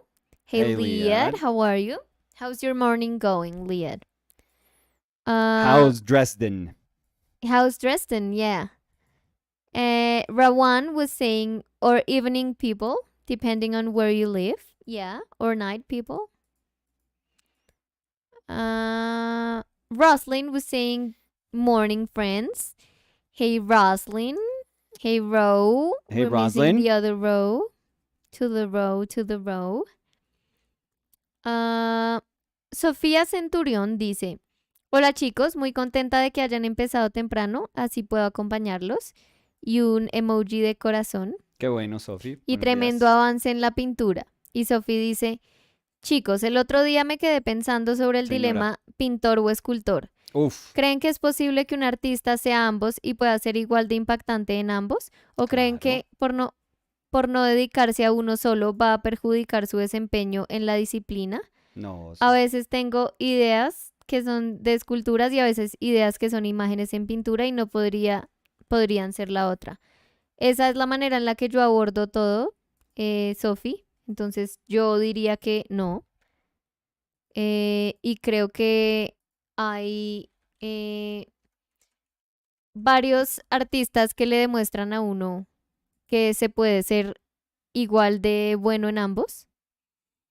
Eh, no sé qué opines tú, pero pues 100%. No, iba a decir, por ejemplo, Giacometti, que creo que es un ejemplo el ejemplo como más grande, yo creo. increíble. O Sí. sea, pintor extraordinario, escultor extraordinario Mm. y que de nuevo sus pinturas son increíbles como pinturas y sus esculturas son increíbles como esculturas. No es como que cuando uno ve una, de pronto quisiera que lo hubiera resuelto en otra técnica. No. Entonces, sí, yo diría que no, Sofi. O como cuando yo hago escultura, que soy un pintor que hace escultura. Claramente. No, Sofi, la manera como usted está entendiendo el arte es una forma súper contemporánea de entender el arte. Que no, o sea, el pintor no tiene que ser una persona que se dedicó a pintar desde jovencitica y que encontró en el lenguaje de la pintura como una forma de expresión, em, digamos, congruente a su sensibilidad. Hoy en día una persona puede decir, y esto lo hice en pintura porque tenía sentido haberlo pintado por estas razones, y se ponen a pintar y el artista contemporáneo, pues no está, con haberlo hecho en pintura, no está diciendo que es la mejor pintura que va a existir, o sea, no quiere pues ser rival de la mejor pintura de la existencia ni nada, no le interesa. Lo único que está diciendo es que el ejercicio se debería haber resuelto, a juicio de ellos, el ejercicio se debería haber resuelto en pintura. Y después si sienten que tenía que ser una escultura, hacen una escultura. Y si sienten que quieren hacer, no sé, un documental, hacen un documental. Ujú. Yo creo que hoy en día esa versatilidad que es complicada muchas Como veces porque multidisciplinaridad, no sé si eso sí, se... sí, es complicada porque sí es como, ush, o sea, hay un momento como existencial que, por ejemplo, yo veía en estudiantes que decían, pero, o sea, ahora que tengo que hacer, por ejemplo, un proyecto de tesis en donde como que existe una idea de singularidad, se preguntaban yo qué hago, yo qué sé hacer, porque yo he hecho es muchos proyectos como cada uno dentro de un como compartimento muy, muy específico. Entonces, seguramente ese tipo de mm, como esa decisión que se tiene de abordar distintas técnicas dependiendo de la intención que se tenga para determinado proyecto, pues es maravillosa en que se amplía muchísimo el espectro de las maneras como uno puede expresarse, pero también pues entiendo cómo eso también puede sembrar un poquito de dudas a la Mm, hora de uno tratar de definirse, pero yo creo que esas dudas también son muy de personas como de mi generación o de generaciones anteriores que se entendían como una sola cosa, pero, sí, pero hoy en día, por eso decía, hoy en día yo creo que muchísimas de las universidades, escuelas de arte, sí le están enseñando a los alumnos y pienso que es acertado a que pues si sienten que tienen que hacer una animación, pues que hagan una animación. O Sí, sea, pero yo creo que lo importante ahí de lo que dices es si sienten que, sí. porque es que yo creo que si bien un artista puede ser como multidisciplinario, puede que haya personas que digan, no, yo soy solamente un escultor y no es que una cosa sea más o menos válida que la otra. No, no, no. No, no, no, digo que es importante porque creo que también lo que pasa muchas veces en la educación ahorita, o que por lo menos siento que pasaba en mi universidad cuando yo estudié artes, es que había mucha gente que decía, no, es que yo soy dibujante, o yo soy pintor, o yo soy escultor.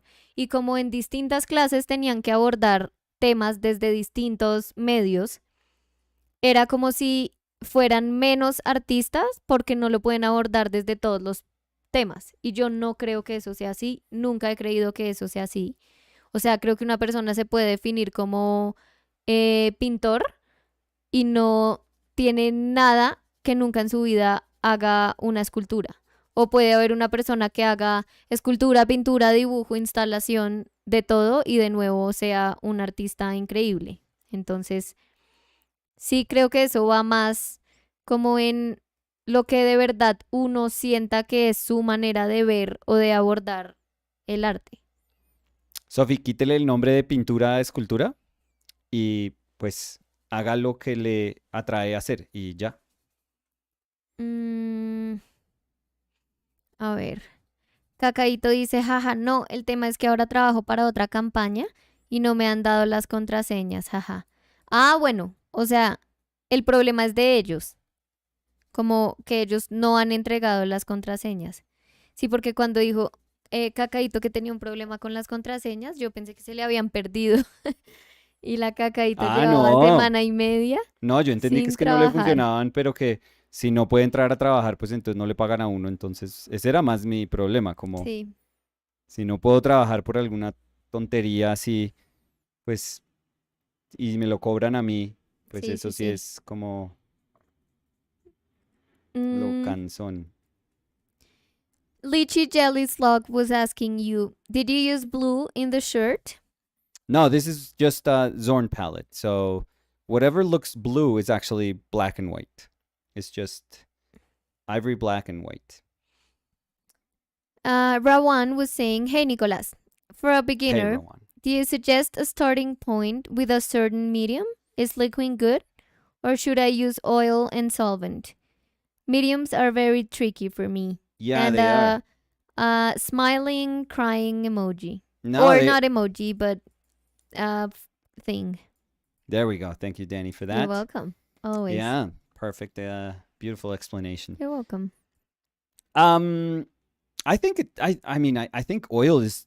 You could argue that like it's tough for beginners, but then I don't know what sort of painting isn't tough. So, um, like I would kind of feel weird if I said, well, oil is tough. Well, and there are reasons why it could be tough. I mean, in terms of your palette being open, and because it's open, when we say open, it's because the colors remain um, workable for a long period of time, for a Mhm. very, very long period of time.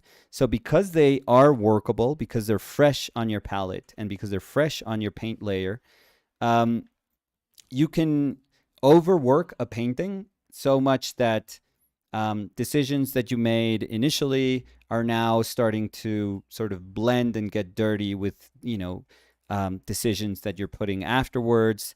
And it just gets like muddled. The message that you're trying to convey with the decisions that you were hoping to make gets muddled. So, yeah, there are obvious reasons why painting could be deemed as more difficult, but then again, I would say it doesn't mean that other sort of painting is easier. I think if the only reason why other type of painting is easier is because of drying times, then I don't know. I think that's a little simplistic way of understanding painting. Um, I think painting is difficult, but initially it may seem like the bigger obstacle is technique. In reality, you'll see that technique is just a tiny part of painting. It's a very, very small part of painting. And in fact, it's a part of painting that you can, you know, almost like bend to your will, so that you eventually end up doing the paintings that you want. So it's actually a really, really cool part of painting. What was initially frustrating becomes like a really interesting part of painting, because you could do pretty much anything you want with it. Um, so don't be scared of that technical aspect. It's like anything else in life. It just will take a little bit of time, but that's it. And trust me, you'll learn it. You'll, if you keep at it, you'll learn it. There's no reason why anyone would ever say, I just can't do oil painting. I'm sorry, I just can't. Maybe you don't have the personality for a painting that remains open, but you could do, if people say, no, I'm just not patient. Um, what is that? I never understand why anything like that has to do with oil paint. But maybe they're referring to layering, that they just, in a single session, they just want to be able to layer a lot of paint, or to make transparencies in a single session.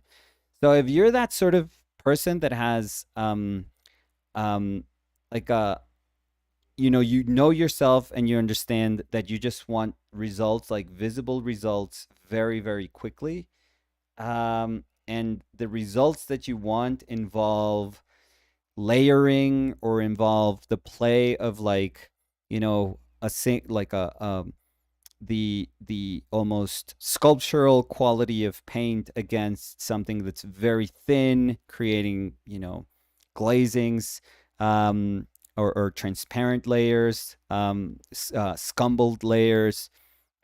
If you want that, but you also know that you don't have the patience to do that in what painting is demanding of you, which is, time, just know that it's going to take a little bit of time, then sure, like, you should be doing gouache or acrylic. But I don't know. I think that painting is going to be tough regardless of if you pick gouache or if you pick acrylic or if you pick anything. In terms of jobs, sure, there are things that, if you need to be efficient about painting, it makes sense for you to use, maybe, to favor acrylic or gouache over oils if you have like um a deadline or something like that. But if you don't, I think you're good. You're good by picking oils and just sticking to them. So yeah, don't be scared. Like, oils are a beautiful, tough thing, but they're no tougher. Just think about it. They're no tougher or no more difficult or more complex than anything else, because in the end, what you're trying to do is just learn the fundamentals of painting. You're learning that through oil paint, but so the technique is different, and sure, techniques will have variables that are exclusive to them, Hmm. but the bigger idea of painting remains true for any technique that wish to um, you wish to decide as, you know the technique you're going to learn from now on, like your primary technique. Like, I'm a watercolor painter, I'm a gouache painter, I'm an acrylic painter, but it's all the same. I think they were also referring to, because they were asking, like liquid versus oil and solvent, like linseed oil and solvent. um So like medium in that sense, okay, so like the medium in oil painting or oh so oil painting. that was the oh so I I took think it it as was a no, medium. it's fine because they were saying starting point with a certain medium is liquid good or should I use oil and solvent? So I think they were saying like liquid versus like linseed I oil. think it'd be nice if you start with, like, equal parts oil and solvent, just so you can see what painting feels like traditional painting feels like. I think it'd be good to give yourself that chance to say, "Oh, this is painting. Like, this is like the barest form of painting. It's just the oil, which is the vehicle in my paint, which I'm using as a medium, like the binder in my paint, I'm also using as a medium. A little bit of solvent so that there's no excess oil in my paint, um, and that's it. And that's it. And then it's just paint handling, and it's just mixing. It's just mixing colors. So yeah, you could give yourself a chance by going old school, which sounds ridiculous by saying that, but just go traditional first, just so you can experience what like traditional painting feels like. And if that leaves you wanting more, you can start exploring the tons of mediums that are out there that are, they're quite nice. They're out there to be enjoyed and pushed and tried. So that's what our job is also. Javi have Oh, was saying happy to have you. buenos días a todos, good morning all. Hey Javi. As Nicolas was saying, happy to have you. Always. Marcelo Peralta was saying, I'm back. The painting looking so good. Nico, did you make peace with it? Peace. Cause Yes. Friday. Yes. Oh. Oh, I'm sorry. No, go ahead, Danny. No. I was gonna say because you said peace as if you were wondering. No. I was just repeating. Oh, go ahead. Yeah. No, but what were you gonna say? Because I interrupted you. No, that peace because on Friday, you were telling everyone how you were kind of struggling with the painting. Yes. So Yeah, quite a bit. I was struggling quite a lot. I remember we talked that afternoon that I kind of kept working, or that night, I that feel. night, yeah. Yeah. Because I kind of kept working, and it was very frustrating in the sense that I think I told you that the biggest frustration that I had was that I felt like I had a nice kind of drawing, there's a nice image, and I felt it was escaping me so much that I was getting frustrated with myself because it was almost showcasing my inabilities, like the yeah, but I was exploring the limits of what I can do, and I was very aware of what I can't do. I think that's why it became so frustrating, because in my mind this was an image that I thought, oh, I can do this. Like, I don't know what I was thinking. Don't ask me to say, but what is it that you were thinking that you could do? Like, what is it that you were thinking that you could do different or better, or what sort of image were you thinking you could do? Don't ask me. I mean, it's ridiculous, because I was telling Danny, if I knew the sort of image that I could do, then it would just be a matter of me just like pushing and saying, I understand what it is that I have to do, so it's just about me working towards that. But I realized that I was kind of exploring my limits, because the thing is, I just couldn't understand what I had to do to make it better, or to make it, more the image that I thought that I was going to be able to paint. So I think that that's what frustrated me, that I thought I could be a better painter, that I thought I was a better painter for this image than the painter that I am. And it's very hard when you start to compete with like an idea that you have of yourself, or this distorted idea, because usually those versions of painters or artists that we think we are, or that we think we should be, they're not healthy. Like, that's not cool to have those ideas in your brain, because that usually means that you're not seeing who you are, and you're thinking that you can do these other things that maybe, or many times, are far beyond your comprehension and your ability and your experience. And you can only kind of come out losing from that equation. Like, if you put yourself in there, it's like impossible to just come out on top, to say, yes, I knew that I was going to be this painter. Which is a very weird thing, because I constantly speak about pushing, but I always understand pushing as successfully being able to push to your limits, a number of times. Like, it's almost like you have to take down this wall that you are constantly like, butting with, and reaching that point, and you know that you can't push further. And it's almost like pushing means like putting on this battering ram, helmet on top, and saying, if I push too hard, I'm probably going to knock myself out. So it's not about pushing too hard. It's just like pushing there 100 times, pushing towards that limit like 100 times, and I just go boom, boom, boom. And if I do that like consecutively and successfully, then eventually that wall just crumbles down.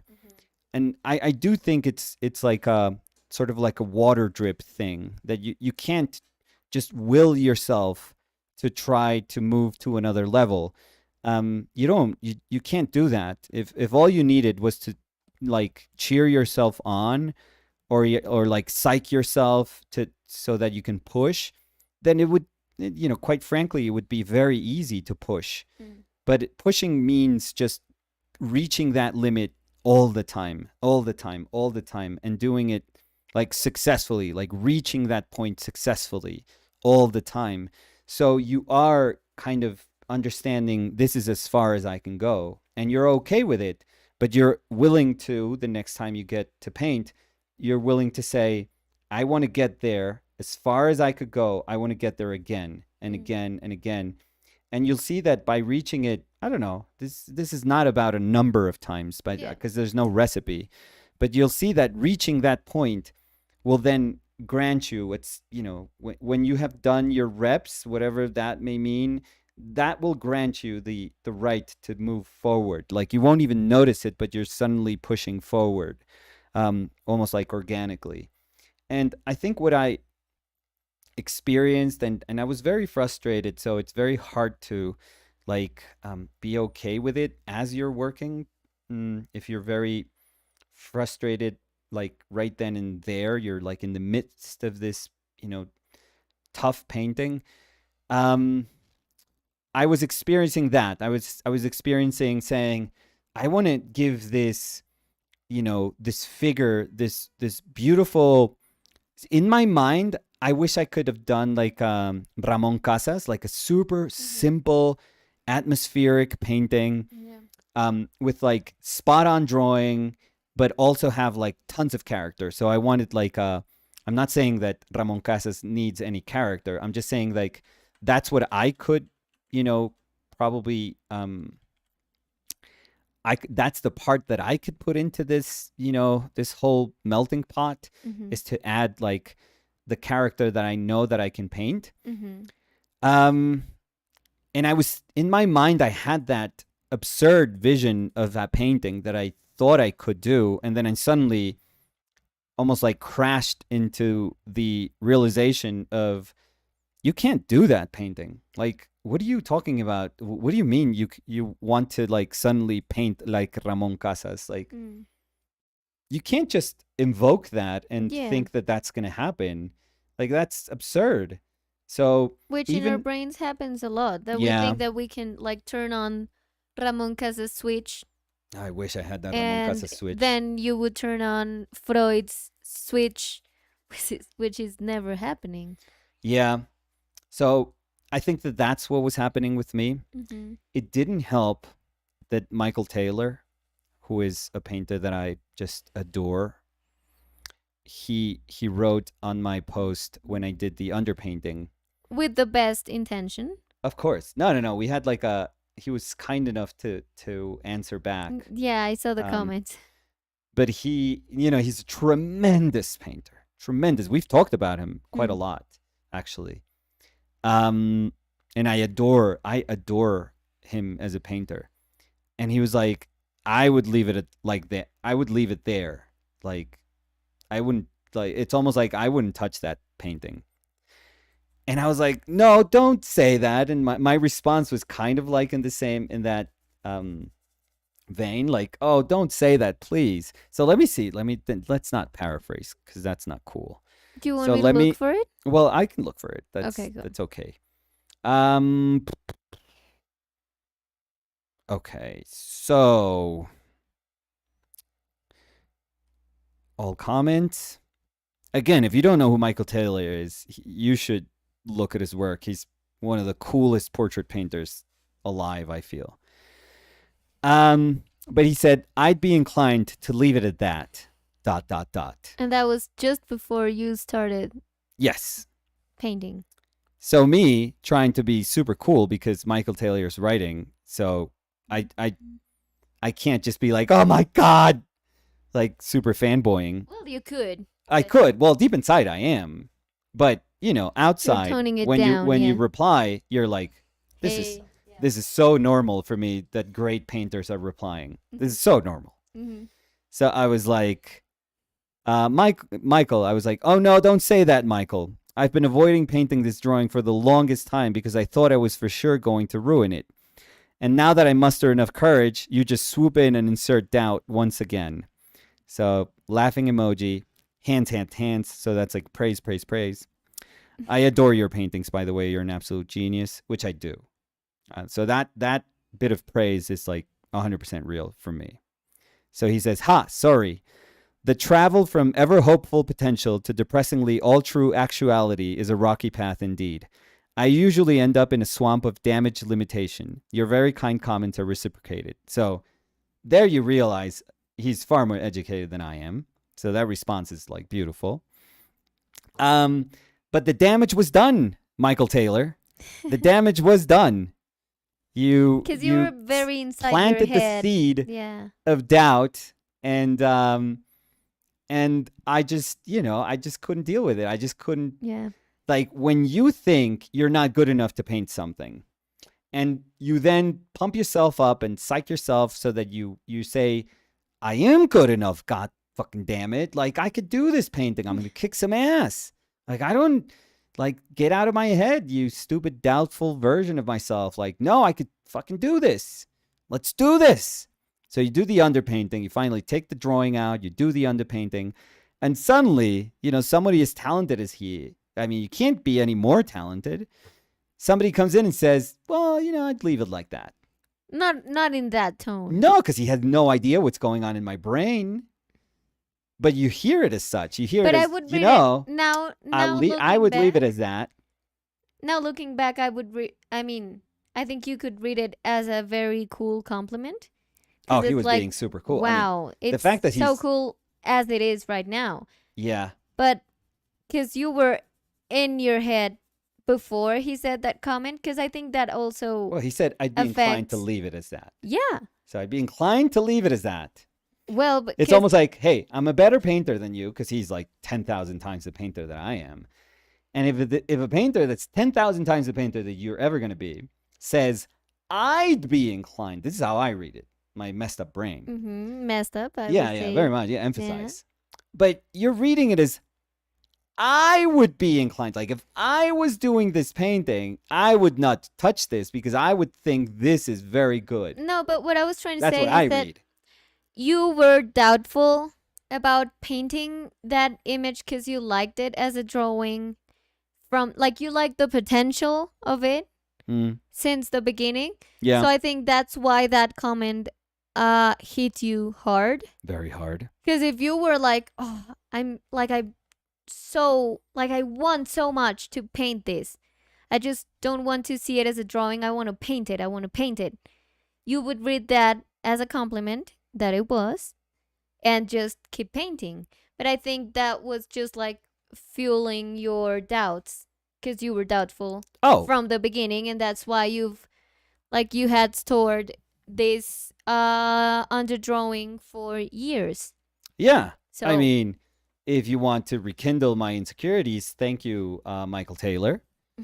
No, I'm saying that in jest also, but yeah, that's, I mean, the power of the comment of somebody that we respect. That, first of all, how powerful is that, right? When you really, really respect somebody and they just say something that can influence like the way you approach something.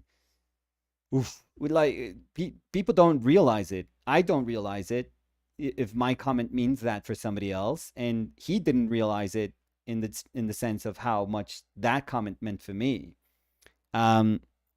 but I think it got into my head. I'm not blaming him, by the way, because my insecurities existed before No. before this comment. And again, it was a compliment. It was more than Yeah, there's a the compliment way- in there. Yeah, because they really like what they're seeing. I would read it like that.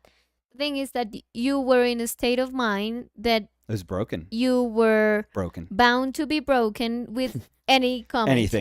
Anything. Exactly. Yeah. So I think that what you could read as a compliment. The safety line was very fragile on Yeah. this. So if someone said, "Oh, I really like that pencil," you would be like, you see the pencil," and it's not gonna show when It's I always do the pencil's fault. painting. So I think it was the combination of a great artist that you admire Yeah. commenting on how they really like that stage, Yeah. and you being in your head because you really like that stage, Yeah. and you just wanted some comment that would reassure you that that stage was good and that you were insecure of the next stage, which sounds like very raw, but I think that's something that happens a ton All the to time. artists all the time, because I've also been there, and I'm just like trying to wait for someone else's comments that reassure Mm-hmm. the insecurities I have, so that I can be like, you see, I ruined it.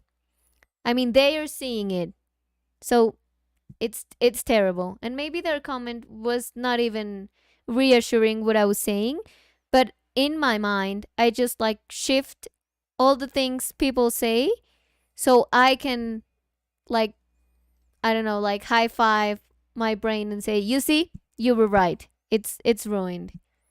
So, like, Yeah. very sad high five. Not A a sad cool high five with your brain. Yeah. So it's always crying, like yeah. that. Yeah. So I thought that I honestly thought that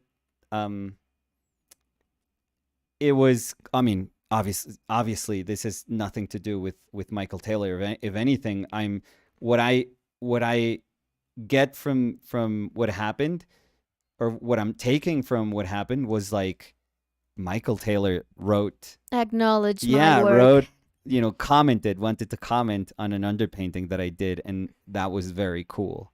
Like, that feels very, very cool.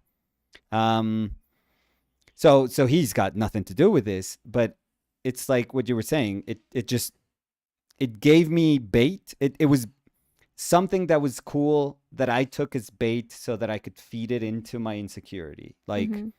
that was what started to like kill me. And so that, if you add that up with like a painting session that you start to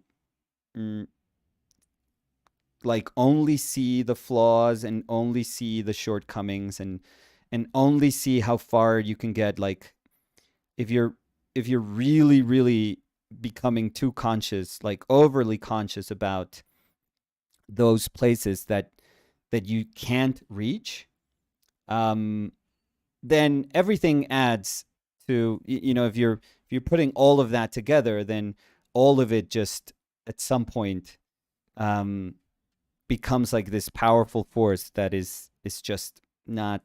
I mean, it's never gonna feel like you were, like, whatever you were doing, you were capable of doing. It's never going to give you like the strength you need. It's never going to give you like the confidence you need. If anything, it's just going to constantly just take away all the time. So I think that that's what ultimately happened. And I mean, I fought through it, because I think that's the only thing that we can do, is just push through and fight through it. Even if it's a bad day, a weird day, things are not quite working, like, at least the least we could do, like when you're having a bad match in football, at least run, like, at least show that you're going to fight for every single like challenge, and you're going to try, and you may win, you may lose like 4-0, but just at least you can say, I ran the hell out of that game. Like, Yeah. I pushed the hell out of that game. I was going to lose.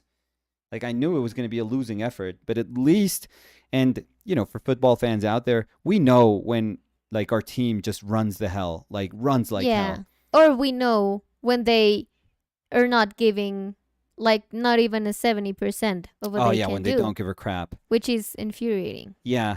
So for me it was like let me push at least. Let me push um because I mean and these are the moments that the channel is really cool cuz under different circumstances I would just be frustrated and I would just be frustrated with myself. I wouldn't know what to do with myself, but I would probably just like just want to throw everything out the window Hmm. and just ah like scream into a pillow or just to get annoyed with myself, get so frustrated with myself and just leave. Just I would just say just leave. You can't paint this damn painting. It's not going to happen.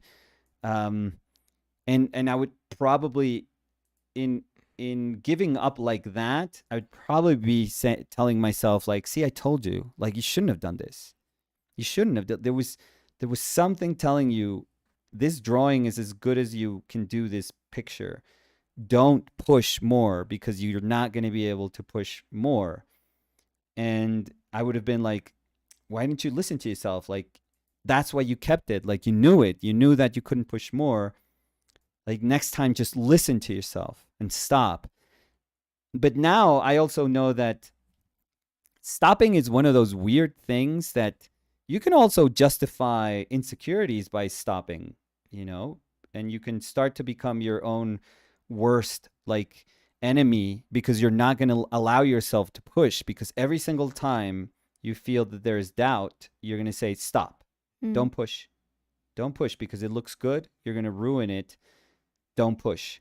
Yeah, but you're never going to know what it means to push if you don't ruin it. Mm-hmm.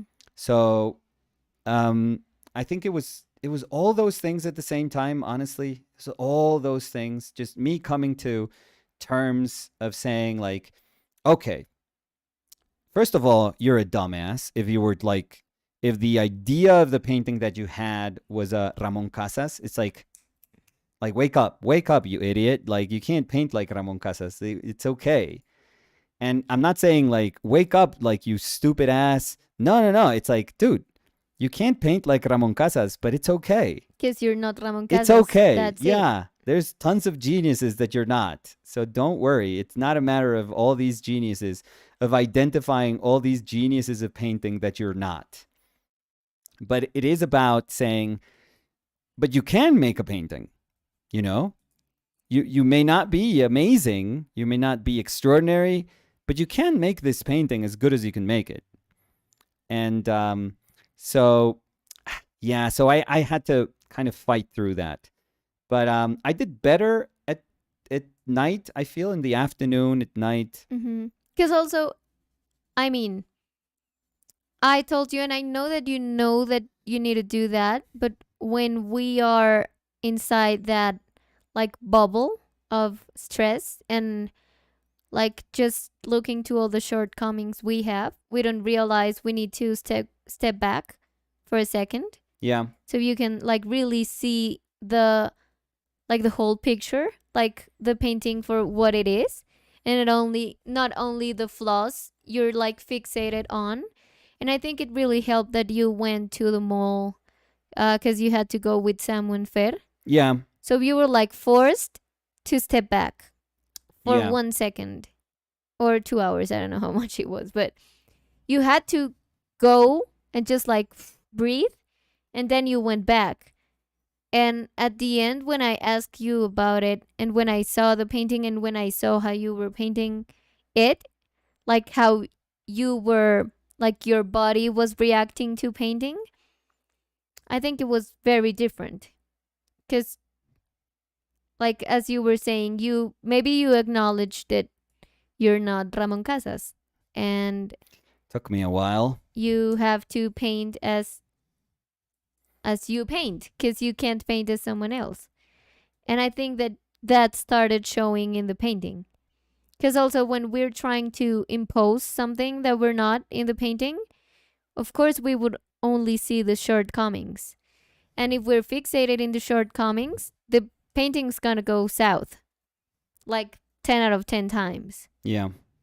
But if you sit back and you say, okay, I'm just gonna paint this image as good as I can, it starts getting better, I would say. And I know that that sounds like a cheesy way of seeing it, No, and no. it's like easier again said than done. Always. But Yeah, I that think part that always. But when you can calm down and like really see the things, it really gets better because your experience of painting gets better, your understanding of the painting gets better, your decisions towards the painting gets better. So, yeah. yeah, so that's the short answer, Marcelo, for how it went. So, let's see the comments around that. Michael Coomer was saying, I feel that way all the time. I've spent so much energy on lay ins and drawings, and when I go to render, I feel like I quote unquote ruined it. hmm. R2112 was saying, getting very philosophical and a happy face. Exploration, that constant struggle with the quote unquote, am I enough? Even Master Nicolas goes through that. I liked how you said Master Nicolas. Master Nicolas. Yeah. I like that. Master Chef. Yeah, I like that one. Let's see. So I'm skipping some comments just to address all the comments around that topic, and I'll go back. Rosalind was saying, I so understand what you're saying, Nicolas. Questioning ourselves is a daily event while pursuing an artful life. Liad was saying, have a good rest of the stream. I have to go. Bye. Oh, see you soon, Liad. Bye, Have a Liad. good day. Ivan was saying, it doesn't happen to me because I'm awesome. Pais Llanero was saying, Nico, do you realize you are the Michael Taylor to many other artists? Marcelo Peralta was saying, Pais Llanero. Exactly. When we were talking about the example of the football matches, Yeah. Nikki Jag was saying, or when they don't, like when the United lost 4-0 I mean, I just said to 4-0. Brentford. I just said 4-0. Maybe so. they said that before you said it. Yeah, I'm not referencing any scoreline from, last year just because we're playing them today. Not at all in my thoughts. So let me go back to where I was in the comments. Caleb Gutiérrez dice, saludos Nicolás y Daniela, un abrazo desde Chile, hermoso trabajo. Muy amable. Una pregunta. Sí, señor. ¿Tienen una hora establecida para hacer los vivos? Quiero seguirlos online, pero YouTube no me avisa sus live. Caleb tiene la campanita puesta. Caleb Morales. Porque de pronto, por eso es que no le avisan. O de pronto es que eso le pasa a mucha gente que tiene las notificaciones de la app de YouTube apagadas en el celular. Entonces, así tenga la campanita, si el celular no tiene activas las notificaciones de YouTube, pues no hay cómo saber. Porque la verdad es que siempre variamos. Siempre estamos acá, pero en horas distintas. Entonces, la verdad, la manera más fácil es con las notificaciones de YouTube. Rawan was saying House of the Dragon is out and I'm excited. Saw it last night. País Llanero, regarding Fidel, was saying the more you watch it, the more funny it gets. Yes. Oh, we watched it many times. The first time we saw it, we watched it like 20 times in a row. Yes. And we were like, we couldn't even speak because we were laughing so hard. We love Fidel. We love Fidel. Cody Winnicky was saying, hey guys, love the painting so far. Thank you, Cody. A ver, ¿dónde iba? when I was talking about the mosquito bite in my nose, Mm-hmm. Marcelo was saying, got bit under my feet, worst bite Oh, this ever. is so I was annoying. camping in a beach and it would get itchy as I walked. Oh, Yeah. terrible. Yeah, those are so annoying. I've had those and they're Terrible. horrible. Luis del Pino dice, hola Dani, Nicolás y la gente que está viendo esta deliciosa pintura. La verdad es que el tono que está teniendo sí que se acerca a la primera etapa de Freud, Chica en cama, 1951. Muy buena. A la Eh, la pareja de él, creo que era. ¿La que es mona? ¿O estoy...? Sí. Sí. A ver. Sí, creo saber cuál es. Como de los ojos súper claros. Sí. Sí. Ah, o la que está como con... Esta. Estaba Sí. pensando en esa. Pues esa se llama Girl in Bed. Sí, pero creo que ella fue la pareja de él. Y eventualmente la que tiene ¿Esta? sí, la que tiene el gato, creo que también. Mira, es esa, la peli Café. ¿Esta? Sí, Esta. sí, Ah, ya. Sí, pero creo que están haciendo referencias a esta. sí. O la esposa, primera esposa, algo así es. Uy, no sé. Sí, creo que algo así. No me estoy acordando perfecto, pero algo así. Pareja, digamos, como... O... Sí, No. No sé. eso, dejémoslo ahí. No sé, digamos. Así. His wife, Caroline. Yes. Yes. A ver. Tengo un antojo. ¿De? Ajiaco, ¿Verdad? ¿verdad? De pronto pido para el almuerzo un ajiaquito. Bueno, yo no, pero... No, yo sé. Pero pido por lo que me dijiste. Sí, Entonces perfecto. yo de pronto pido. Yutaki001 was saying hello Nicolas and hi Danny. Hey Yutaki, how are you? Tintin was saying Oh, hi Nico and Tintin. Danny. Hey Tintin, Good how to are you? know from you. Pais Llanero was saying Sofia has the coolest last name. Centurion, yeah, it sounds really epic. Sounds cool. Yes. Liat, before they stepped out of the live stream, they said, Dresden is adorable, even if he woke me up early by headbutting me so I would feed him. That's very, Very cat-like. Oh, very son and daughter. I think my daughter still does that. No. No? No. Iván dice, cuando estábamos hablando de lo de ser pintor o escultor, Mhm. Iván dice, yo voy a hacer una pintura de mí mismo haciendo una escultura y obvio le hago documental a la pintura. Ah, chévere. Mi amor, es un chiste. Pero todo eso podría pasar, ¿no? Todo podría pasar, O sea, pero yo creo no que hay Iván nada. Creo está que, haciendo creo que chistín. mi respuesta habla de cómo eso es tan como factible hoy en día. No, pues 100%. que, Y que podría ser súper bonito. claro. Pedro Vicente dice, buenos días. Buenos días, Hola, Pedro Vicente.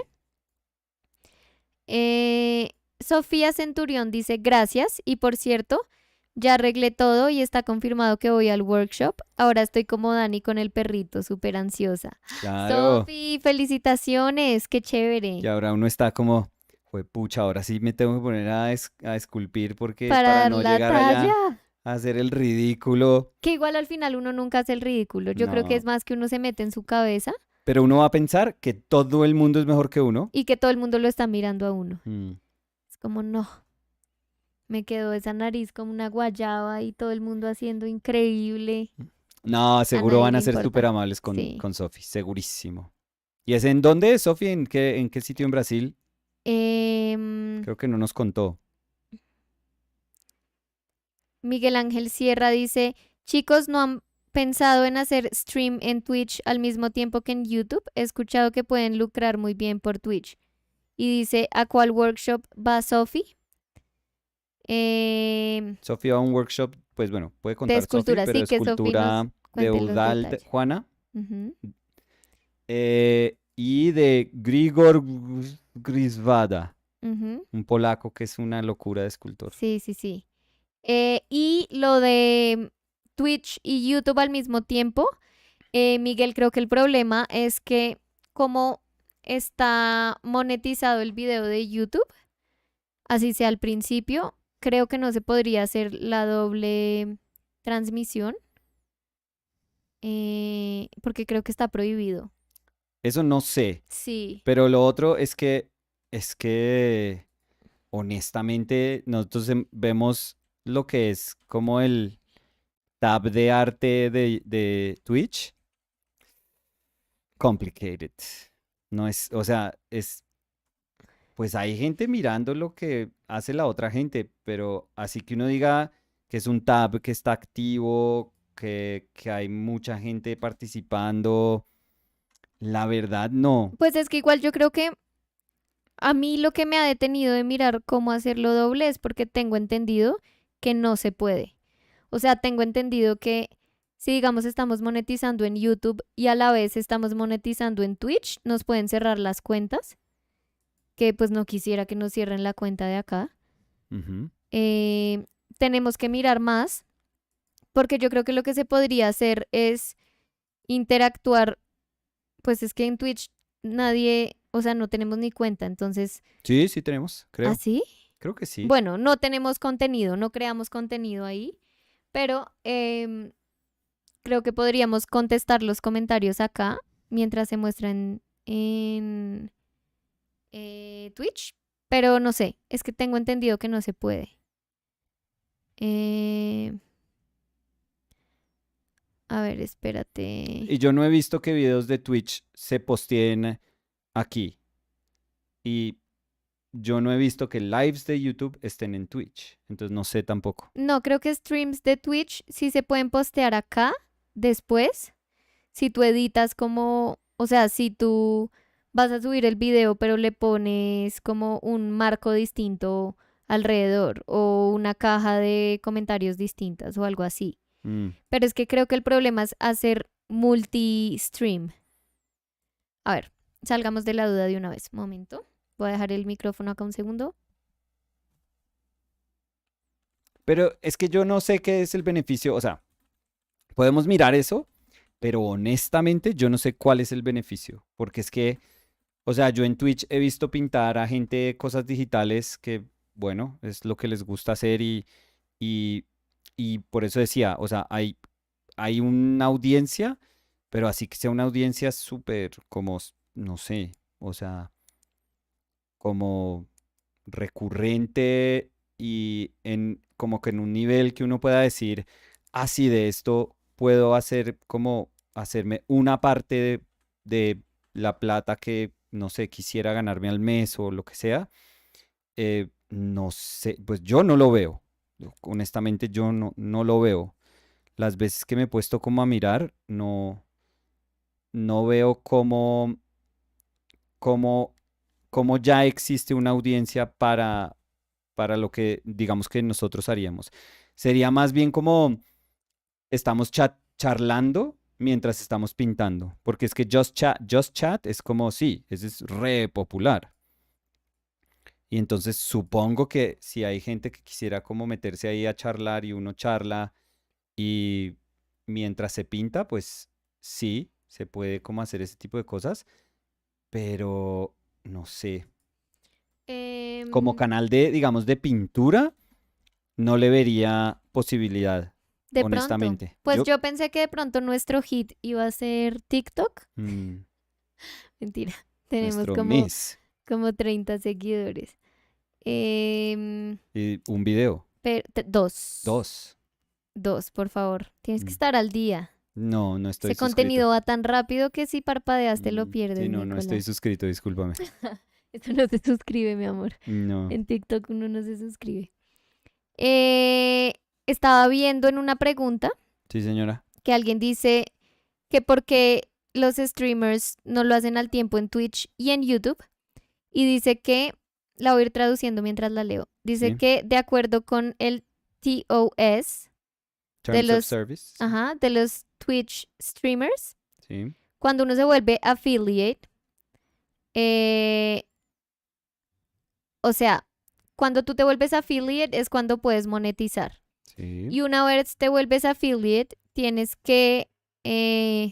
como un contrato virtual, como tiene uno en YouTube, Sí. Y dice que no tienes permiso a hacer multi-broadcasting. Mira, A ver, mira dice, nomás. cualquier cosa que hagas stream en Twitch debe Ujú. quedarse en Twitch por un mínimo de 24 horas después de que el stream se acabe. Después del periodo de 24 horas, puedes subir ese stream como video donde quieras, Ujú. pero solo 24 horas después. Como quien dice, no se puede hacer multi-stream. Se puede, de nuevo, Ujú. pero si te cogen, de pronto te cierran las apps. O se podría sin monetizar. Sí. Entonces, where was I? Nos estaba diciendo Miguel Ángel Sierra, jajaja, ser el seguidor 31 en TikTok. Mentiras, fui el Grande. seguidor número 96 en TikTok. Sí, no, 31 exageré, pero no tanto. Tenemos 96 Bueno, seguidores eso en ya TikTok. es un montón, Sí. perdóname. ¿96? ¿Cómo es que se llama Yo cuando creo que es mi un mamá tiene influencer, 98. influencer pequeño? No, Mini influencer, no sé, no. no sé. Em, No sé. ¿Qué será eso? Pues cualquier cosa, porque qué. País Llanero dice, chao muchachos, tengo que ir a una entrevista de trabajo. Uy, suerte. País, mucha suerte. Eh, Sofía Centurión, cuando Jair dijo que tenía un apellido muy chévere, dijo, thank you, Jair, no one ever told me that. Y Sophie dice, es en Río de Janeiro, Uy, Río. cerca de Macumba Beach, 5 días, 6 horas todos los días, 3 horas con cada uno. Con Eudald vamos a hacer un workshop de retrato y con Grsegors, no sé cómo se dice, Sí, no.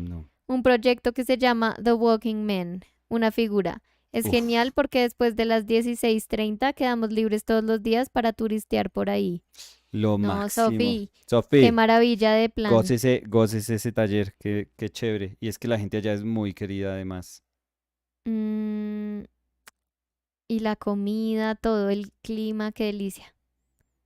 Y viajar y estar con tremendos Sí. artistas, no, Sofi, qué maravilla.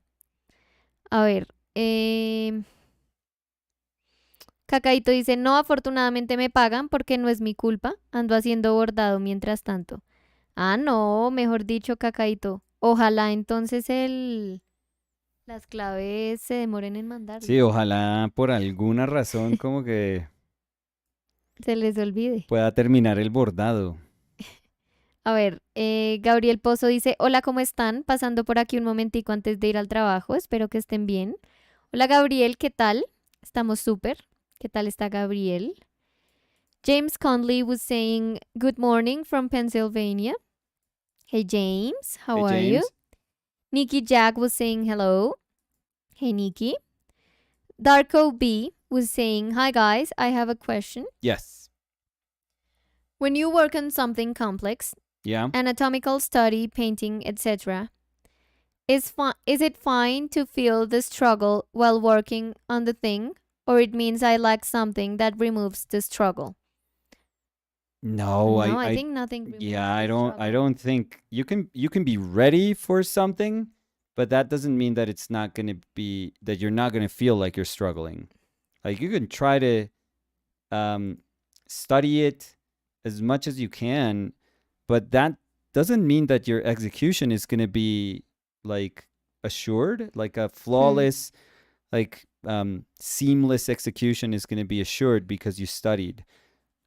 I think there's so many ways a painting can go wrong Yeah, or you can that struggle. Yeah. yeah, and there's so many reasons that a painting can make you struggle that no, that blame is not on yourself. Trust me, like that's just normal.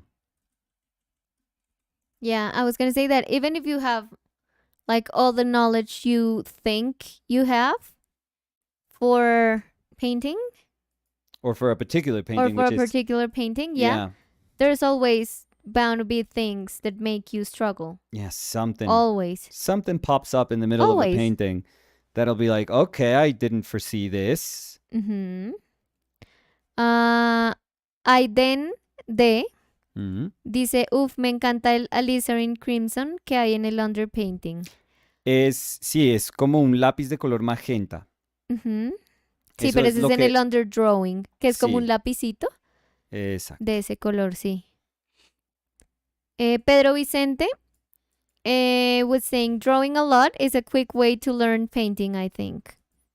Drawing a lot helps your decision making in painting quite a lot, yes. Sophie dice, la organizadora es un amor también. Me reayudó con todas las preguntas que tenía y cosas que ni siquiera eran del workshop, más bien del viaje. Una genia, estoy súper contenta. Qué Eso chévere. es muy chévere, Sophie. Normalmente los workshops, pues yo lo digo por los workshops en los que ha estado Nicolás. Yo creo que un buen workshop, los organizadores siempre están súper al tanto de como todo lo que tiene que ver con el workshop, no solamente los materiales que se necesiten o cosas que necesite el artista invitado, sino que todos los que atiendan, o sea, como facilitarle ayuda a todos los que atienden el taller. Me enredé. Pero sí, creo que tú incluso has hablado de eso. Sí, sí. Además, Sophie, Como, ¿sabe qué va a ser chévere? Que no necesariamente los cariocas van a saber español, porque uno a veces piensa, no, pues ellos están en Sudamérica, pues tienen que hablar español. No, la verdad es que muchísima gente, la grandísima mayoría de brasileños no, no habla español, pero Eudald habla español. Entonces va a ser súper chévere porque usted se va a poder comunicar. A él seguramente le va a tocar hablar en inglés todo el workshop y pues al escultor polaco también, pero pues usted va a poder hablar con él en español, que eso también es súper chévere, uno poder comunicarse en su idioma tranquilamente sí. con un artista. Nicky Jag was Nicky saying, Jam. Nicky Jag was Ah, saying, I have a question too. yes, please. I've been wanting to swap out the black in the Zorn palette with a blue. Sure. Which blue would work best with the other colors to you? Because there was a conversation around this. So Yeah. I might read the comments and then you Yeah. could answer. So Liat was saying, Nikki, why not just add blue? And Nikki said, if I add blue, I'd get better greens and purples. Plus, I can still get close to black in value, so I wouldn't need the black at all anymore. And Well, Liat said, Nikki, yes, but the blues that get close to black are saturated right out of the tube, and you don't have anything to mute the color without lightening it. mhm. Black could do that. And Nikki said, Liat, I wouldn't use straight blue for my darkest darks. I'd Okay. use it to mix my darkest darks rather than black, which can look kind of dead relatively. So yeah. Okay. So I'm gonna side Nikki with Liat on this, because if I'm reading what you're saying, and you still want to use your blue as your starting point for your darkest value, but you are going to mix some other hues into it, just so you don't always have like a blue, your darks are going to be obviously blue in hue. As soon as you add ochre and as soon as you add cat red, they're both very opaque and they're both way lighter than your blue. So your mix is going to be, fine. It's going to not be as evidently blue, but it's going to be way lighter in value than what you expect. So you're going to be sacrificing, if you want to make those darks a hue that is not ultramarine blue, you're immediately sacrificing your range of values. And I think that's what Liad was pointing to.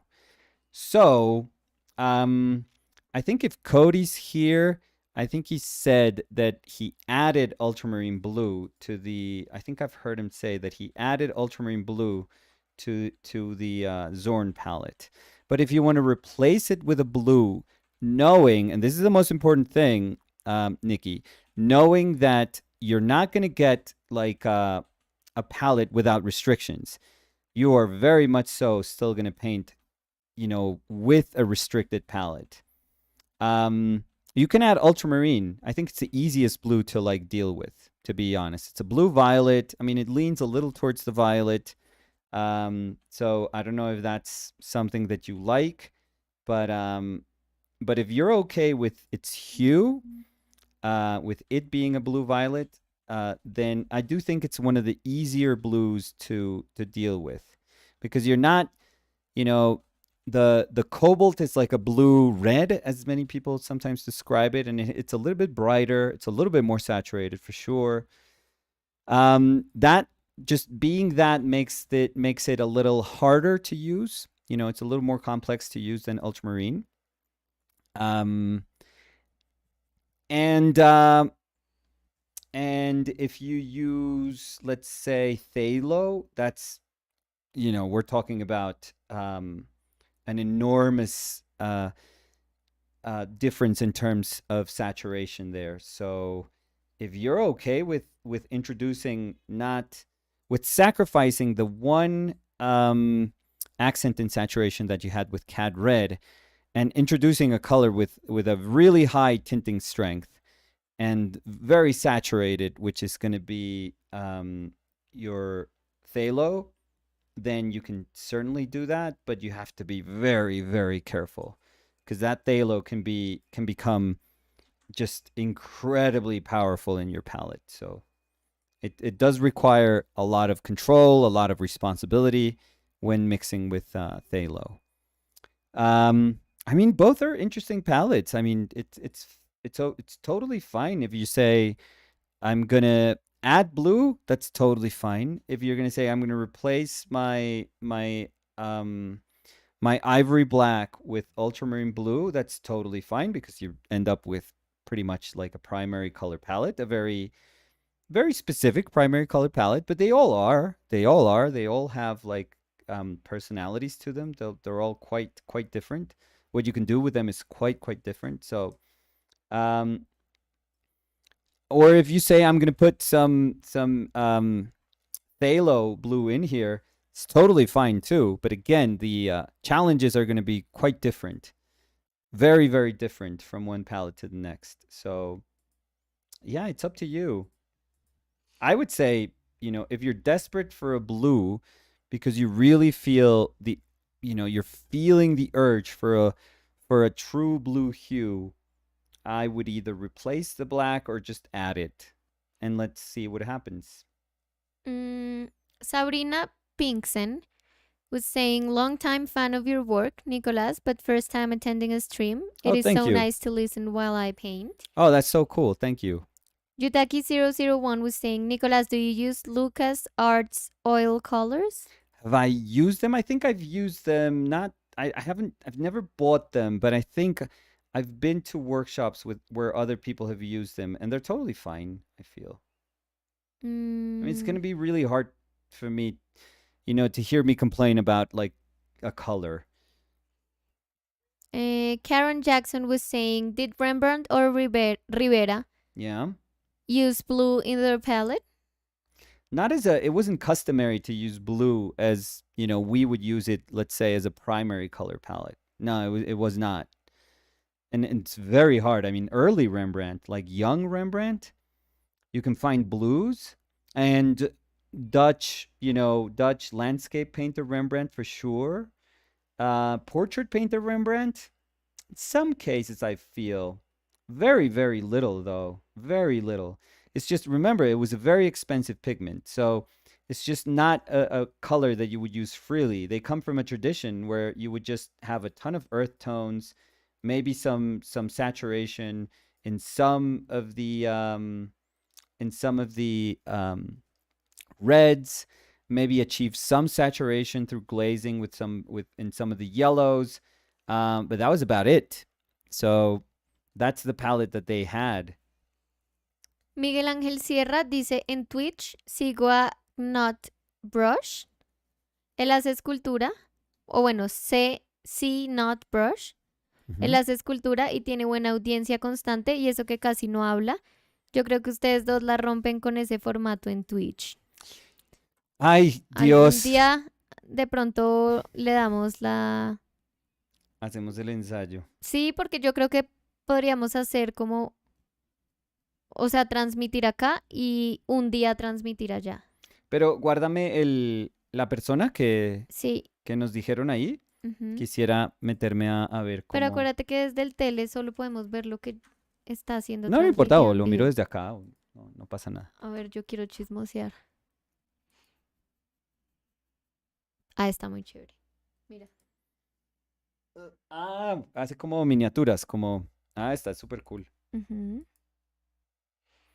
Es que obviamente Twitch es como más geeky, entonces cosas así son re chéveres, porque pues la mayoría de la gente que vaya está como, no sé, o es como compañía o es videojuegos, que eso es obvio, em, pero pienso que pues, se mezcla mucho como cosas muy, muy geek con el mundo de Twitch y se mezclan bien, creo. Dice Juan David Ruiz Borbón. Uy, nuestra realeza. Dice, hola Daniela y Nicolás. ¿Cómo puedo sacar el mayor provecho de hacer reproducciones o estudios de maestros del dibujo? Me refiero al dibujo porque es lo que más me interesa. Pero provecho en qué sentido, como aprendizaje, ¿cómo se llama? Perdón, ¿Luis? No, Juan David, es que como es Ruiz, de Ah, pronto Ruiz, pensante perdón. Luis. Sí, Juan David. Sí, si está hablando de provecho, pues una copia, como un estudio genuino del trabajo de esas personas es más que suficiente. O sea, no tiene que añorar más. em, porque no, o sea, no sé hasta qué punto quiere como hacer más, pero si se pone a ver, por ejemplo, los estudios slash como copias que hace Barg de Holbein, de los dibujos de Holbein, pues ahí uno se da cuenta de lo que es estudiar a otro dibujante, o sea, entonces yo pienso que ya con eso está bien. So I'm just gonna read the end of this comment Ok. so I can read the comment as it was sended so you can understand the end. Because they were saying, it was Sean Riley and they were saying, sorry for the sporadic message delivery. Oh, I'm So gonna it love says- this. Yes. Sean Riley, hi Okay. from, period, enter. Hudson, comma, hope if for Yon is doing, no, enter, Okay. is doing well, period. So let me translate that. Please. Yes. I Hi need from Hudson. hi Hope from Hudson. everyone is doing well. Oh, perfect. So I was I I was just thinking thought it Hope was was just funny. like his partner or his pet, no, and he was just hope informing everyone if that for Hope Yon, Hope is doing well.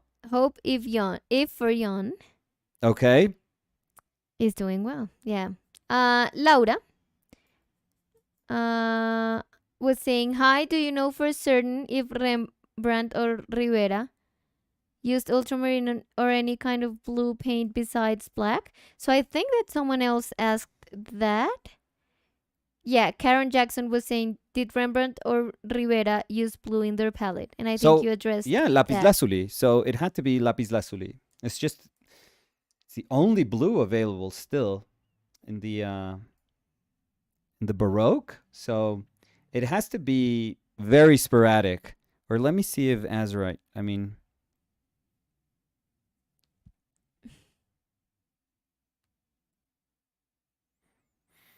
but I can only think of a couple of paintings that had blue in Rivera, like a blue sky. Mhm. Very few, very few. what is it? Saint Bartholomew? Could you check, Danny? Where Yes, he's like for stretching his sure. arms, the one that's at the Prado. Is it Saint Bartholomew? That has like a blue sky, but it's very few. Very, very few. The other paintings are all. I mean, remember he's also very, very Italian, very Neapolitan. So this one, oh, No, well, not. But that's not Rivera's. That one, the this one, no. The images. Look at the images. No. That's not. this, Nope. this one. Nope. The fourth one. The one. Wait, it's easier like this. No. But you had it right next to that one. This one. Yeah, that one. Yeah, that's blue sky. But I mean, it's not. It's not as if that's the paintings that he would do all the time. Like his paintings were mostly heavy chiaroscuros, very earthy, very, very earthy. Different sort of earthiness. I mean, he's such a wonderful example because you can tell that he's Spanish in many ways, and then you could tell that he's Neapolitan in also many ways. So he's a very, very strange painter. So it's a blessing that we have like his painting available to us because that mix is what made him so incredible. Like one of the coolest Baroque painters for sure. I love his work. Absolutely love his work. Um, a ver. Jeff Akoff was saying, hola Nico y Dani desde Holanda. Llegué hoy después de 3.5 semanas en América Latina. Colombia y Perú fueron magníficos. Qué bueno, Ay, Jeff. qué bueno, Jeff. Jeff me acordó que quiero ajiaco de almuerzo. Bueno, cuando dijo Perú. Cuando dijo Colombia. Ah, perdóname. Jeff, ¿probó el ajiaco? Quiero saber. Don Quixote was saying hello. Mm. Hello. Guillaume Lheureux was saying Ooh, hello. la la. Hey Guillaume, how are you? Yutaki001 was saying, Nicolas, have you Sí. ever painted an elevator? It's so specific, isn't it? Yeah. Have I ever painted an elevator? Like the inside of an elevator? Maybe. You know, I I'm think thinking. so. I painted Fer in an elevator looking at herself. Yeah. Like, what sort of But, like- painting do you Yeah. like? I think you're referring to something really specific, but I feel I don't know exactly what you're referring So to. was the elevator the location of one of your paintings? Yes. But painting an elevator as the subject matter of your painting, I think no. So maybe I just imagine the interior of the elevator being the subject matter of the painting, like Yeah. just the space. Yeah, which would be very much like subway doors opening Mm-hmm. and just seeing like, all these like tons of people kind of right there looking at you. The one in Rome would have been a very cool. Yeah, that would have been very nice. That death trap. Yeah, you didn't went. No, Inside it. once, and I thought it was like. Yeah. First of all, it was so hot. But the first time I was the Guinea pig. Yeah, I was gonna say carne carnada. Yeah, but guinea I'm not- pig. Yeah, yeah, because you were like, yeah, you go. I'm gonna take a video. I was Oh, yeah. terrified. No, it I was know. very, very old and narrow Yes, and cool. Because it was cool looking. yes, but I only went once. That's good. That's one more time than I would have wanted. Yeah, and I mean, it was cool, but it was really hot Yes. inside. No, it was horrendous. Because it was all wood. Yeah, no, And it we was were at horrible. like 41 Celsius degrees. So it was like a microwave inside. Yeah, no, I was fine walking yeah, up. no. Marcelo Peralta was saying, one of the things that really got me hooked in OPL was your honesty to talk about struggling, managing expectations, and most of all, looking at painting in a healthy way to spend some time of our lives. That's cool. That's awesome. Thank you, Marcelo. Iván dice, cuando estaba diciendo que él no sufría con las pinturas. Mm. Dice, es que es muy simple, yo no sufro de síndrome del impostor porque yo soy el impostor. Muy a lo Among Us. Among Us. Catalin Gabriel Visoyu Mm-hmm. was saying, when will you burn the paintings again? When I feel Yeah, because I think that was very that- specific to that. Yeah, It's not like something that's going to be a a plan. recurring Yeah, it's not a Burning Man. thing. Like people don't have to wear like disco balls on their heads Or it's not going to be something that's and like attend there's a the date for yearly it. burning of my paintings. Nikki Jack was saying, yeah, United play Liverpool today. Yes, we're going to see it. Although, Danny, would you be okay? With not seeing it? No, what are you Oh, talking no, about? I thought you were no. going to say that. And I was like, no, I'm not No, okay what with are you that. talking about? No, of course not. What? No, would you be okay? Like if somebody told you, I'm going to buy a year's worth of your work. So you can I just thought do you your were talking videos. about Liverpool. Okay. No, that's why. No, let's So we're- rewind, blah, blah, blah. Yeah, So, Thank you. So if somebody told you, I'm going to buy a year's worth of your work. mm-hmm. So you're going to get paid. If you want $100,000 this year, you're going to get paid $100,000. And all I ask is that at the end of the year, you burn your work. I would do it. I would do it because I think it's very interesting. You've talked about how it's been very good for you to detach yourself from Yes. the work you do. And I think that's something very important. And I think that's something I've struggled with. I feel like I'm a lot better because now I don't do it.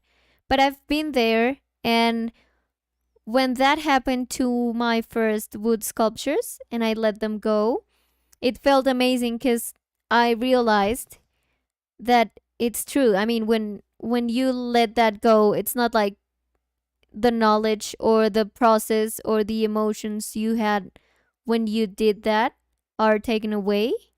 Mm-hmm. So I would do it 100%. And I would not only do it, Mm-hmm. but I would try to do like the best I could do. Oh, yeah. No. Like I would not be like, oh, this one's good, I'm just going to hide it so I don't have to burn it. But I would do it amazingly so I could just like grasp to that after I burn them. So I would know that I would like absorb all that knowledge and that it's going to be a good way of learning how to be detached from things, because you know that it's difficult for me.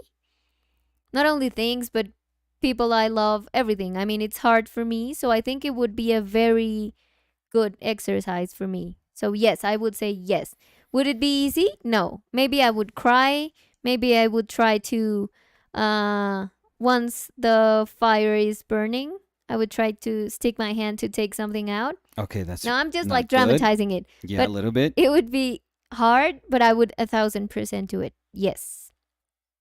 You? Yeah, I think so too. So I would see no issue in that. yeah, I mean, So well, for now, what's stopping, if conceptually oh, the I would have no issue. Real life, what would stop me is that what do we live from? Like, Yeah. what can we sell then so that we can still make videos and still make a living? Yeah, because that's Um, thinking that you're gonna sell them even if they burn.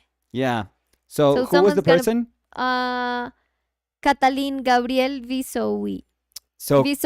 I'm sorry. So Catalin Gabriel. So if you can hire us for 100,000 a year, I thought you say $1 million. no, let's say 100,000. Oh no, 100,000. 100,000 a year? Yeah, I think so. Mhm. I think that's fair. No, No. I thought you said $1 million a Okay, year. 100,000 after taxes a year. Uh-huh. Sure, we can do a whole thing. You can come here and dress in like I don't know, mirrors and high boots, and what are the people what do people wear I in don't know like what Burning you're trying Man? to say. Yeah, like that was my very shorthand way of describing Burning Man fashion. I don't know. So just wearing like a disco ball in your head and short shorts and high boots and a short dress made out of mirrors. I don't know. So if you can pay that, we will gladly, yes. And we will not only, paint stuff that is going to be burnt, but we're going to make some good ass paintings that are going to be burnt. Like, I would make the best paintings I've ever made, because it serves no purpose. If you know stuff is going to be burnt, it's like you're not going to try. Your initial, I think, response is to say, am I going to try hard enough then to paint if I know that this is going to, disappear in the end? Yeah, because I wouldn't want to do like a very mediocre work Oh, just I'm because going to I paint. know it's gonna Yeah. paint, like it's gonna be burned at the end. Yeah, I'm going to paint the shit out of those Yeah, paintings. me Yeah. too. And if I did sculptures that would burn very easily, Yeah. Made out I of would gasoline and turpentine no. and tar I and would pine wood. give my 1000%. Yes, of course. Sasan was saying awesome composition and colors. Thank you, Sasan. Listening Good to to hear you- from you. Good to hear, Sasan. And they were saying listening to you with friends from a painting workshop right now. Oh, that's awesome. Oh, that's so cool. Hello, Sasan's friends. Sasan and friends. Sasan and friends, yeah. What are you doing listening to us? You're in a workshop. Get to work. Don Quixote was saying, found you in my recommended page. Painting looks lovely. Oh, that's so That's cool. They're awesome. recommending us. Yeah. Dang. Maybe Yeah, we've they made heard it. they It's heard time that to we're burn paintings. they heard that we were talking about maybe Leaving? They're maybe like, no, Twitch, no, and they were like, oh no. no. Throw a bone at them. A ver.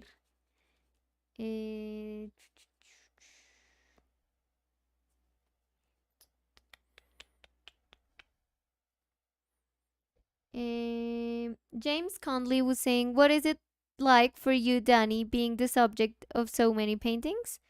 I think it's very cool because we've talked about this before, but I feel like it's not only as if I'm the subject. I mean, it's not like I'm seeing myself, but it may sound cheesy, but I could see the relationship we have because I see the way Nicolas sees me. And I also understand. I mean, Nicolas paints his everyday, and we share our everyday. So I also see my everyday being portrayed, and I think that's amazing. And I would say that the coolest thing about it, or the thing I appreciate the most, is that we've said that in many paintings, it's not like I only see me, as in how I look physically, but I see myself how I feel like I am, which is amazing because I think that only happens because of the relationship we both have and the degree in which we know each other. So I love that. I feel that's very, not only amazing, but emotional. And I love that. It's very emotional for me to see that. Yes. That was very nice. Oh, thank you. No, thank you for painting our lives together. Our painted Our lives? painted lives Oh, together. Jesus. That's terrible.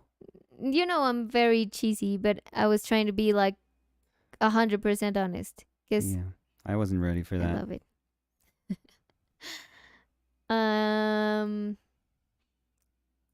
Sophie dice, sí, eso es genial. Personalmente decía en la info que me mandaron que si hablamos español, él nos hablaba en español en el workshop también. Yo cuando era más chica fui a Brasil con mi madre una vez y había bastantes personas que hablaban español, sobre todo porque al ser un lugar turístico van pila de argentinos y uruguayos. Como es cerca, no es tan costoso viajar allí, pero a veces había gente que hablaba un portugués súper cerrado y era imposible entender De todas formas, va a ser tremenda experiencia tener esa clase así en persona en inglés en la Barcelona Academy of Art, que es a donde pienso ir cuando termine la carrera aquí. También dan clases en inglés y me va a ayudar pila si algún día voy allí. No podría ser mejor. Me va a ayudar pila. Sí. Eh, Qué bueno, Centurión. Juan David Ruiz Borbón, cuando hablaba de los estudios Sí, de dibujo, su merced. dice Se ve a su merced, Juan como, David. como para aprender más, en el sentido de mejorar mi habilidad del dibujo. Bueno, no, entonces ser juicioso. O sea, ser juicioso es como medir cosas, como realmente tratar de entender la esencia del dibujo. Muchas veces, pues cuando uno está haciendo un estudio, o sea, hay distintos em, hay distintos estudios que pueden tener como distintos, mm, un carácter distinto, eso es lo que estoy tratando de decir. O sea, si yo estoy en un museo y si quiero es como bocetar y me paro enfrente de una pintura que me llamó la atención y saco mis materiales y me pongo como a rayar un poquito en mi cuaderno, eso está perfecto como para hacer una anotación de algo que quizás le llamó a uno la atención, pero de pronto para estudiar significa un poquitico más ceder, como ceder lo que es uno para tratar de entender lo que estaba viendo el otro. O sea, tratar de Mm, entender las como las decisiones del decisiones, otro. sí. Exacto. Y eso de pronto sugiere que sea más cuidadoso con, con lo que está haciendo. Por eso, cuando Varg hace estudios de Holbein, son, o sea, es como ver un Holbein. Es como casi ver a Holbein. Eh, entonces, es como ese tipo de cosas que no meterle tanto el ego uno en ese momento para que uno pueda reemplazar el ego de uno por la visión de la otra persona, del trabajo de la otra persona. Pero esos dibujos, los dibujos de Proudhon son divinos, perfectos también para estudiar. Los dibujos de Fetching son una maravilla, complejos, más complejos de pronto, pero bueno, eso hay una cantidad de dibujos que se pueden copiar que son una maravilla. Em, Cassandra was saying, you guys live out the country. I make a good amount from my art. Do you think it would be better to leave the country to try and make enough to live in US? I've been wanting to live in Ecuador. So, We don't have a plan of leaving. This is our home. So this is where Danny's family is. yeah, This is because I where think my they're family. asking if we live outside the US. Oh no, we don't. So, outside the US, Oh yeah, we yes, I'm live sorry. No, no, I'm outside the sorry. I'm US sorry. I'm because sorry. we are from Colombia. Yeah. So we live in our country. But yeah, go ahead, because I wanted to clarify that. It's not like we were living in the US and we moved so we could have different living. I don't know how to say it. Yeah. But no, this is our home. So Yeah. So yeah, it's a choice. It's a choice for us. I don't know if in the future, but as I was saying, families for both of us are very important. So um, Danny's family lives here. My family, my son and daughter live here, and my family, meaning my mother and my sisters, live here. My brother does live in the U.S., so I have like my family kind of split up a little bit. But my family weighs a lot on me. So, when we travel, and if we travel to my brother's, for example, that he's going to help out with the book, that's cool because, you don't leave your family. Like you're just going to visit your family, but somewhere else. It's just, but the sort of idea of family maintains. But if it was leaving, I think it would be tough for both of us. Yeah. Yeah. I think, yeah. and this is not like, because we haven't really talked about this, but I think for me, it would only be something that I would consider once like Fer was old, was like old enough, Course, yeah. like independent enough. So if she was in college and if she if she totally wouldn't mind like saying, no, I'm going to study the semester and maybe I'm going to vacation to where Danny and my dad lives, Mm-hmm. that would be super cool with me. Like if both her and Samu would want to visit us, would like genuinely want to visit us wherever we were, and it would be cool for them, like it would be exciting for them, and I would be fine because I would feel like, I don't know, like I left home, but I went back home Mm-hmm. eventually. But I left home when I was 17 to 17 turning 18, but 17 to go to study, and it was super important for me to feel like I had left, and it was my decision to come back home because I wanted to pursue painting, and it was a little too difficult for me to pursue painting by myself, um, where I was. So I came back home because it gave me the chance to just focus on painting entirely. Mm-hmm. And looking back, it was the best decision I could have made. I could have just justified my existence as saying, I like New York, I like working in New York. I'm gonna just kind of put my head down and keep my job and just understand this as a good job, good opportunity. I am in a city that's amazing. Um, I am American, so I can stay there. Just don't worry. I don't need to worry about visas or anything. So I could have done that, but I decided not to. I decided that painting meant too much for me to sacrifice, or too much to me, that the sacrifice that I was doing was never going to be like was never going to replace what I felt when I was painting. And I could only paint because of my job. I could only paint like some weekends. Mm-hmm. So I've often said that, in 3 years, I made, I think it was 2.5 paintings, like large-ish paintings, but I only made 2.5 paintings, and it was hurting me like crazy not to paint. So I had to come back. So Yeah. So I think it's different in the case of Cassandra, because what I'm yeah, understanding of the question is that they are from the US and they want to move to Ecuador, is and what I they say that they're realized. gonna, that like they're making a good amount with their Yes. work, and they're thinking if it would be good to try and make enough to live in the US, or if they should go to Ecuador. Well, Because maybe if they sell in dollars, maybe that's why yeah, they're thinking about it. and maybe to keep whatever job you're doing in terms of your art job, but then move to Ecuador. Is that, am I understanding that right? Well, that's how I understood their question. So yes. So if they can do both, yeah, for sure. That would be very wise. And if you have like a reason to go to specifically to Ecuador, I mean, it's a beautiful place. Like I would say every single country in South America is beautiful. They all have wonderful things. They all have wonderful problems also. But I don't think that should be surprising for anyone that has traveled anywhere in this world. Every single country has something beautiful, and every single country has its loads of problems, its share of problems. So, Mm. um, yeah, if you want to go to Ecuador, that's wonderful. That's really wonderful. Um,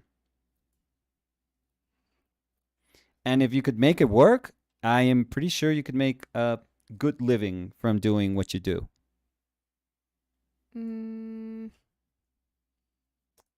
Sofía dice, Nico, las texturas de la tela de la cama. Ah, me encanta, me encanta. Ah, gracias. Thumb Thumb What? Jordan.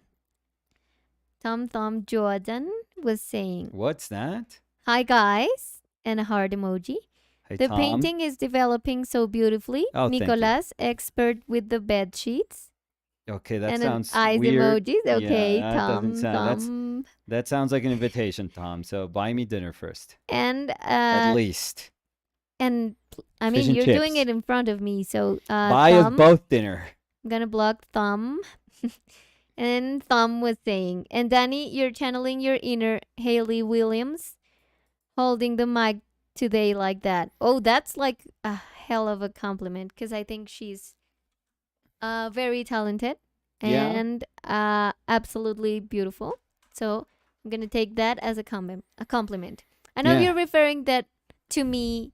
I mean, I know you're Ooh. doing Oh, you the got flustered there. the Ooh. comparison just because of the mic, It got hot. because I know they hold the mic like in the upper part of it. But I'm gonna take that as a compliment as the whole. Asshole. You asshole. So yeah, Yeah. I'm gonna It started assume nice and then you were I'm gonna super assume rude. that I look like her just because I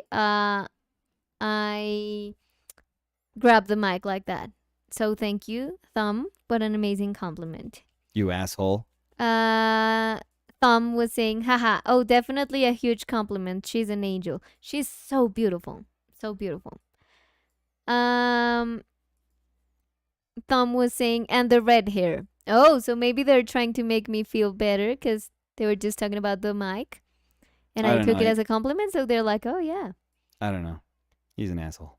Nicolas, don't say You that. said it first. I never said that. You said it first. I Tom said to me as a was such whole. a nice. I As mean, you a don't have to whole. say it again. You said it just with only one time. Tom is Um, fine. He's broken now. I like you, Let's Tom. see. Even though Danny hates you. Miguel Angel Sierra was saying, what job did Nicolas have when he was in New York? I was an illustrator. I used to do storyboards, print jobs. I used to do animatics. Whatever came to our table. And Nicolas Mijarovich was saying, if you don't mind sharing, Nicolas, Yes. No. why was it hard for you to pursue painting as a career in New York? Oh, I just didn't have you need money and time, and I didn't have either. You need a space. You need space. Who cares? But Well, you had the money because you were. I mean, so I what had money remember- because I had a but job. you don't have the time. But I didn't have a time because my Exactly. job took most of my time. So yeah, I just I depended entirely upon myself, entirely, like 100%. So I I didn't have like safety net of any kind. So yeah, it was just tough. It was, I mean, tough now. That's life. Eventually you realize that that's what life looks like. You and- just took a like made a decision. Yeah, I thought, because I think this is true for a lot of people, that whatever that big city means for a lot of us, but for me it meant, New York, not only because it's New York, but it was like the place that I went to study and that I was trying like desperately to hold on to, to stay there. But this is true for us coming from like smaller, not geographically smaller ish, by the way. Ish. Ish. Yeah. Not as small. Yeah. Maybe Small-ish, Mexico's just a tiny bit bigger Yeah. than Colombia ish. But Ish yeah. is someone. Yeah, by the way, yeah, by the way. we're Yeah, it's an joking. inside joke. But anyways, yeah, but people coming from smaller countries going to like bigger cities, you guys probably understand my feeling, like that when you leave, in many ways you just don't want to come back. You just don't want to go back, because going back means that you failed in some way. Going back means that you couldn't make it. And it's kind of embarrassing to go back. You have to face friends that you already said goodbye to, family that you already said goodbye to, hoping that you'd never see again, like hoping in the best of terms that you would never see again. And so going back for me was very difficult in that sense, like facing friends and family and friends and family that had thought that I was gone. For good. Like, yeah. It's kind of weird, but it was my accepting of just knowing, hey, I'm never going to be able to do what I love from here, not to the extent that I want to do it. mm-hmm. And not, I'm guessing that there are people that were worse off than I was. There are people in New York, I'm sure right now, that were worse than how I was. Worse than worse off, than. worse off. Like Oh, okay.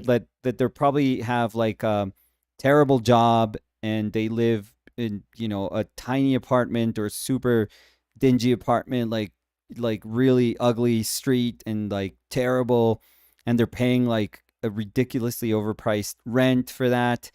And they're doing it just to be there, just to be in New York, just to give themselves a chance to like try to be part of this kind of like art community that's pretty amazing. And it's only in New York. Like there's no other place on earth like that. I'm sure that there's people that are making sacrifices that I wouldn't even understand. Hmm.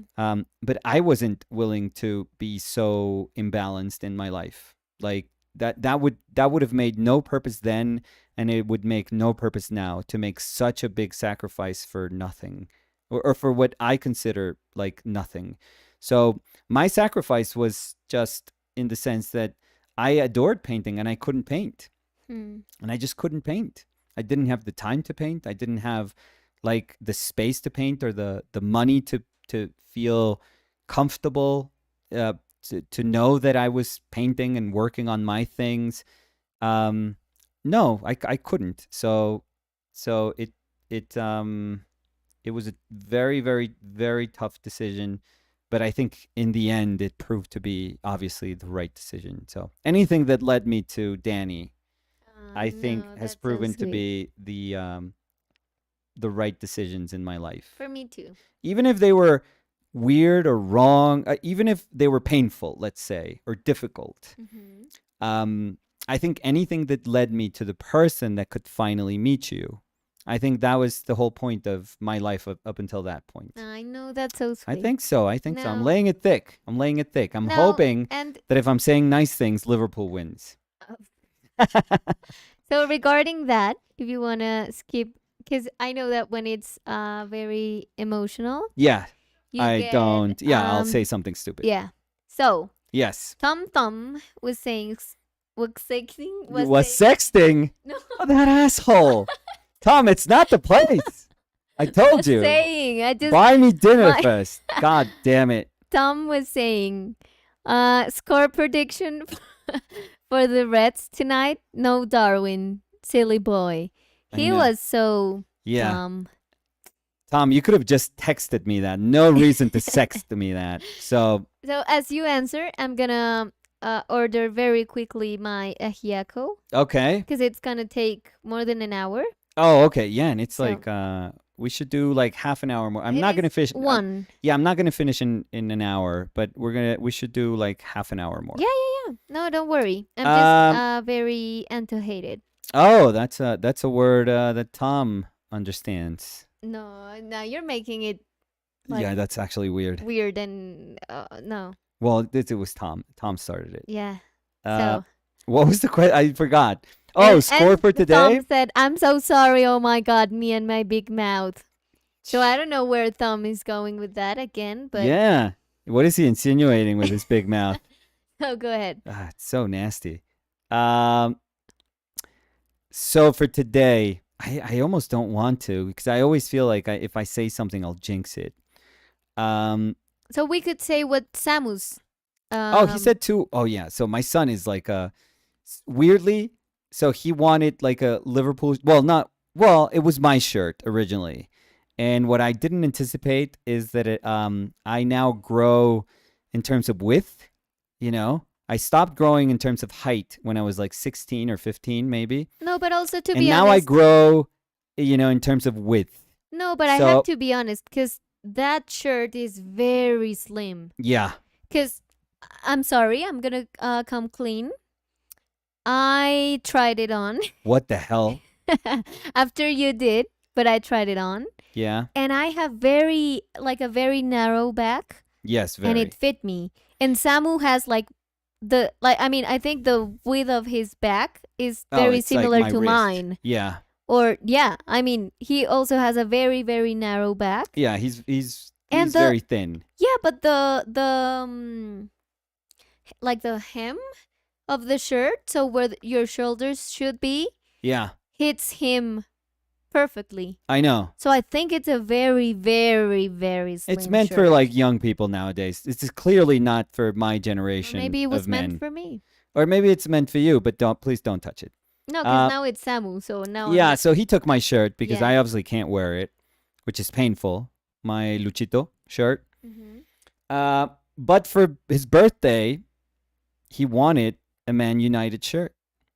From And Cristiano. yeah. He likes Cristiano, so which is probably the last shirt because I think that he's not going to be in Man United. Oh no. In September. Come September, No. he's going to go somewhere else. And I feel. how Man United is right now? Yeah, he shouldn't be. He shouldn't even be No. starting, to be honest.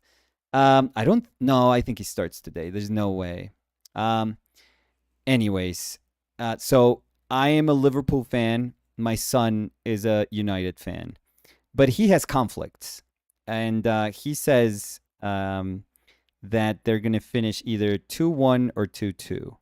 Mhm. I forget who the 2-1 favors. I think United. Man United, because he's Yeah. a fan, so he would not be okay saying Yeah, and he just otherwise. and but maybe he just throws the 2-2 just to make me feel a little bit better. no, I think he throws the 2-1 to make him, like to make himself feel better. Yeah, but here's the thing. Like, if we are actually going to talk about this for like a second, Liverpool, if you take out the Community Shield that they won a couple of weeks ago against City, Mm-hmm. that they were actually, they were playing like a proper game, both City and Liverpool. Like, they looked like they were playing in, December or something. Yeah. They really looked like in a very good shape. yeah, they were running. It was really, really good to see them like play like an actual game, because I don't think anyone thought that was going to be like a proper game. But if you don't count that game, Liverpool probably before that had played around 10 games horribly. Including everything, including the finals, all the finals that they didn't score but they won in penalties, but including the Champions League final. Like, if you were a Liverpool fan, you knew that we were winning, but something was going on, like something was up. And I don't think those problems have been fixed, to be super honest. I don't think those issues have been resolved.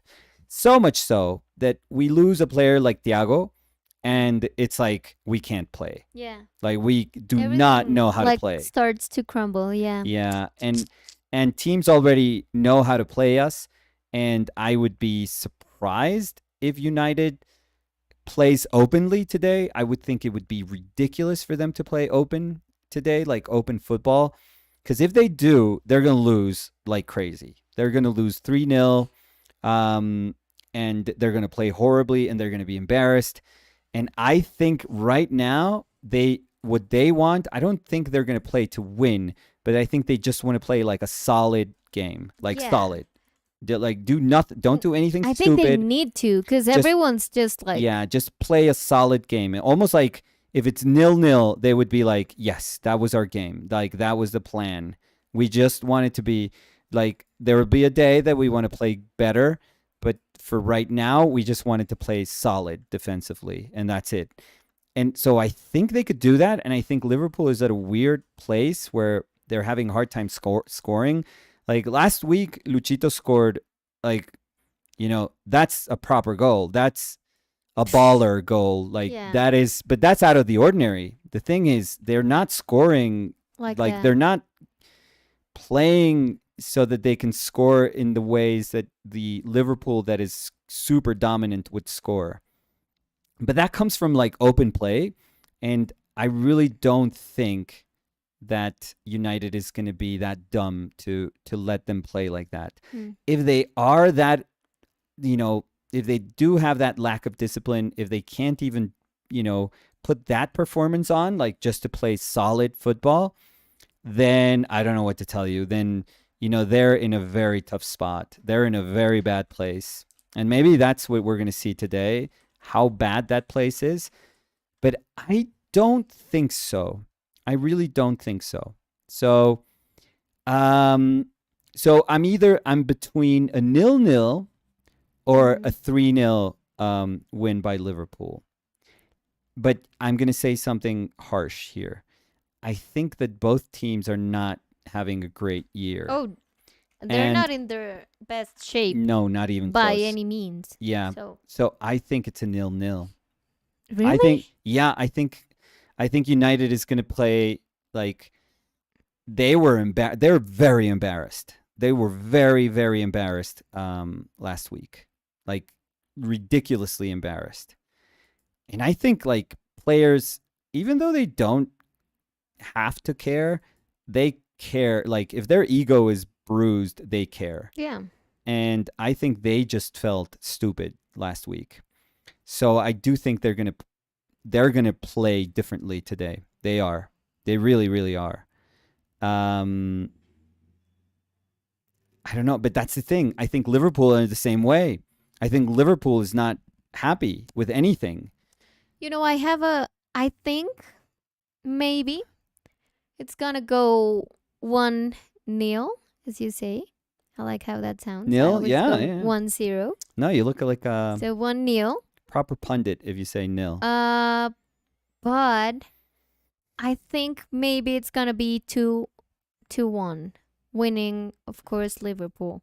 Yeah, Yeah, I think that's too close. because I think 1-0 is just gonna turn very easily to 2-1.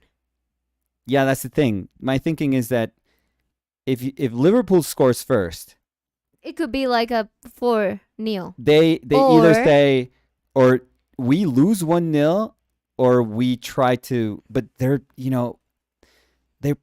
playing in Old Trafford. They have to. They have to go and get the game. Nobody wants a tie. So And nobody wants another, one, like if they're losing the first 3 games, so they are going to go for it. They're going to swing for the fences. They're going to go for Yeah. it.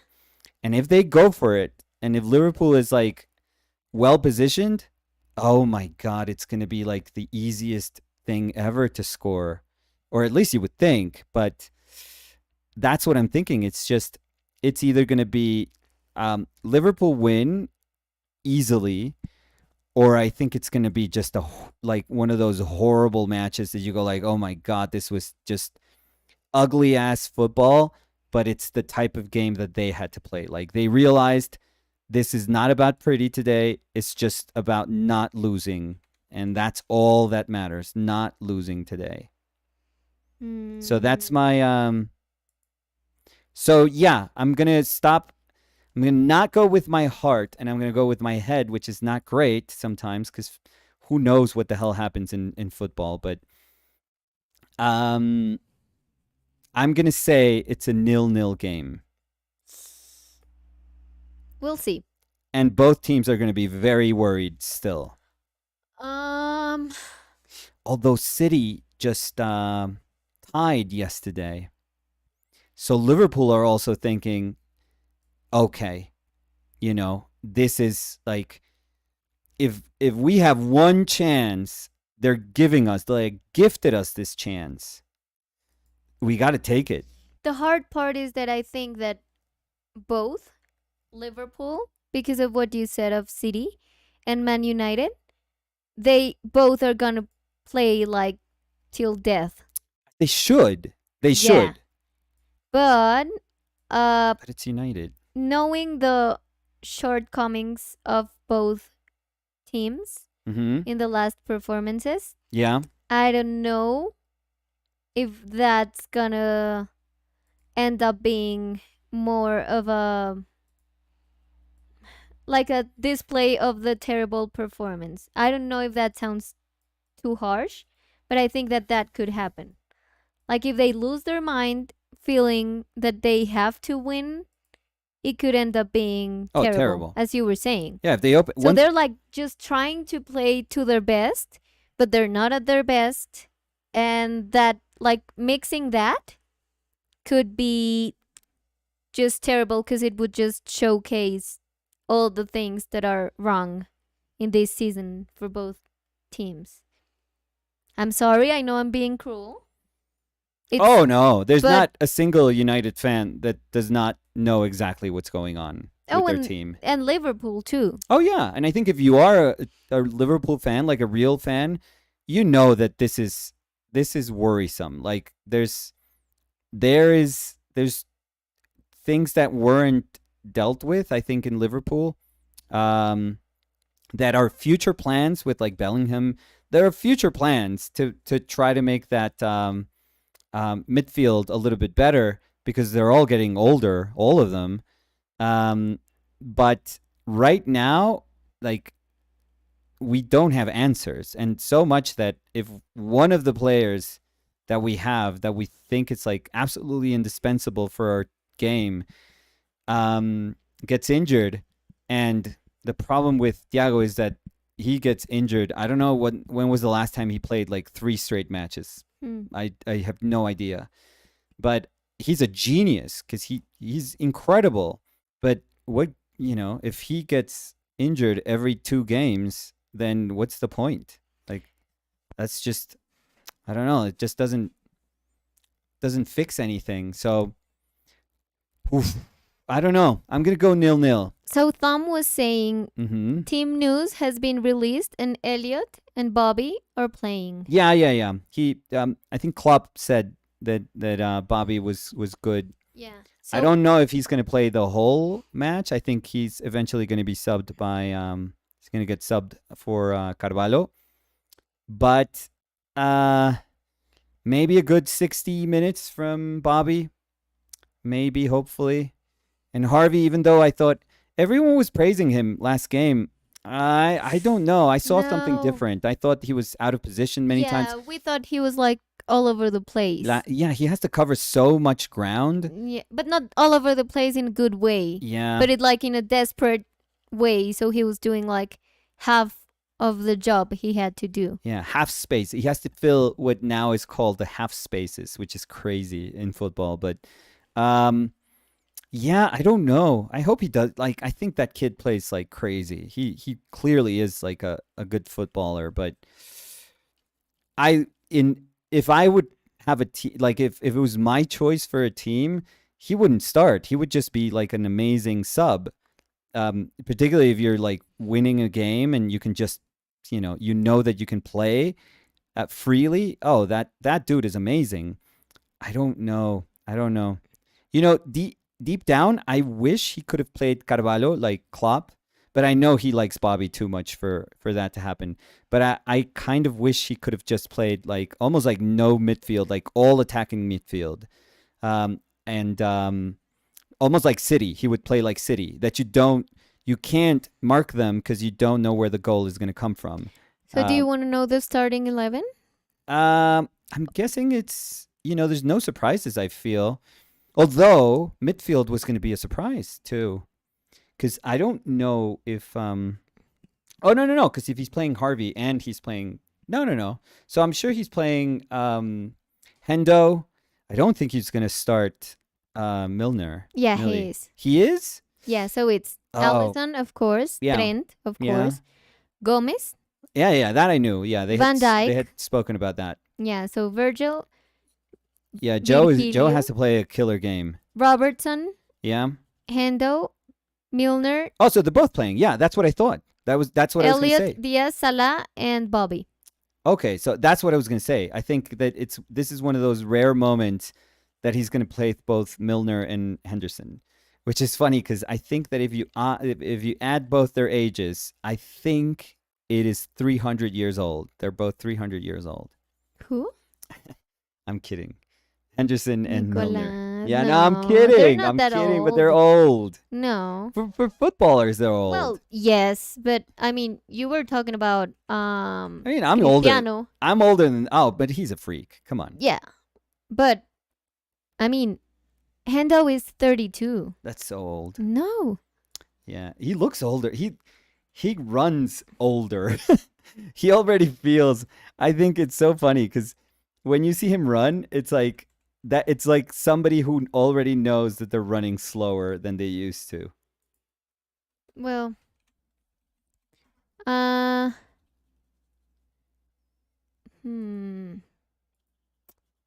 So yeah. Danny, we'll you got to see. tell me because I'm not looking. No, I haven't. 1:30. Tell me Okay, 1:30. It's 1:12. I haven't even ordered Oh, okay. because I want to know if you want something. No, no, no. I'm A 100%. tangerine juice, maybe? No, thank you. No? Though. Not even a juice? No, thank Okay. you so much. So I'm gonna order. No, I have to add something to drink. So I'm sorry. Oh, That riveting. I put you guys. No, the people are Maybe super you can what are help you- me choose, Oh yeah, like sure. in everyone. Sure, make them part of this. So, just so you don't feel weird. Tangerine juice Mm-hmm. or Mm. ¿cómo se dice? Hierbabuena? I don't know if it's spearmint or peppermint. No, spearmint. Peppermint, I Spearmint? think it's menta. So, no. Ya no I sé. don't know. Who cares? One of those. And spearmint lemonade.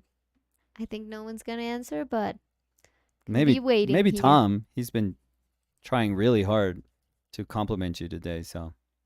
Oh, so Tom Thumb was Mhm. saying, "Don't say that.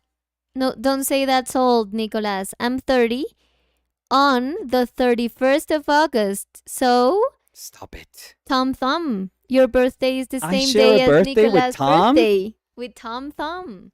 With the person that's gonna ruin our relationship? What? We share a birthday? Wait, so Carla was saying tangerine juice sounds good. Carla, you're a sweetheart. I'm gonna order my tangerine juice. Something happened and it You okay? like it bounced me out of the restaurant. So, here I am. Can't believe I share a birthday with Tom. Or Thumb maybe I said, can. "No way." Yeah, what a disgrace, dude. So not cool, Tom. So not cool. So tangerine juice. Perfect. Typical of a Virgo, homewrecker. Thumb was saying, "I finally have a claim to fame." Wrecked our relationship. Hope you're happy. Mm.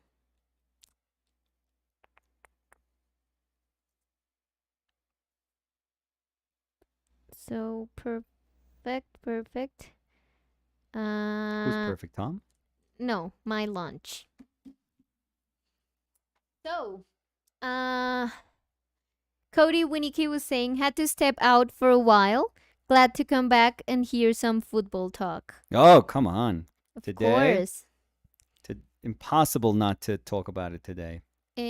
Chapulín Colorado dice, Mm-hmm. en la manera que hablan del Liverpool, me recuerda de cuando toda mi familia hablaba del Real Madrid cuando Hugo Sánchez andaba en su momento. ¿Cómo? Pues de los mejores jugadores de la ¿Cómo? historia. Ugol. Hugo. Mm. Sus No, apodos. Sánchez era. Hugo Sánchez es un monstruo. Eh, Después se volvió loco ya viejo, pero yo me acuerdo cuando, bueno, como técnico pero me acuerdo cuando lo ponían como de comentarista, era todo loco y después técnico también era re loco. Pero jugador, Dios mío. James Conley was saying, "The sheets are giving me Lucian Freud vibes." They look like a crumpled piece of like those trapos, rags that he used, those paint rags that he uses and he just drops on the floor. Yeah. You know what I love? What's that? Like Aside from Tom. that you can feel that the cover, like the pillow cover, Yeah. is way Thinner. thinner, yeah, and like less heavy. Yeah. I forgot the word. Liviano. Less heavy. Less heavy. You forgot it too? Well, exactly the word that Liviano. My God, Nicolas. Oh, good. What? It's my fault now? Yeah, I mean, you were the one. You're the American one.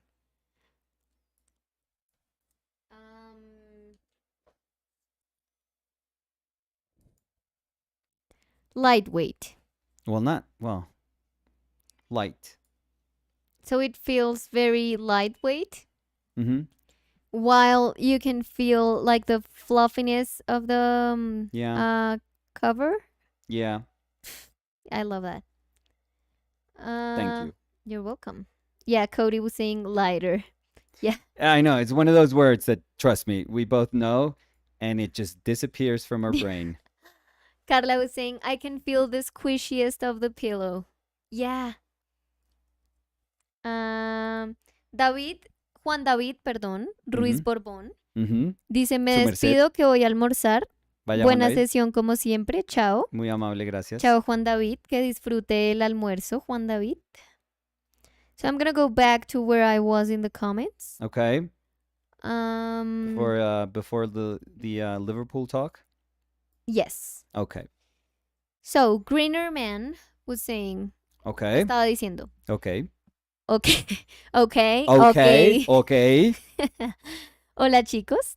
Nicolás, Señor. hace rato te veo usando la espátula. Habla un poquito más de cómo la usas, cómo la usas herramienta, porque aún no distingo cuál es el efecto que tiene.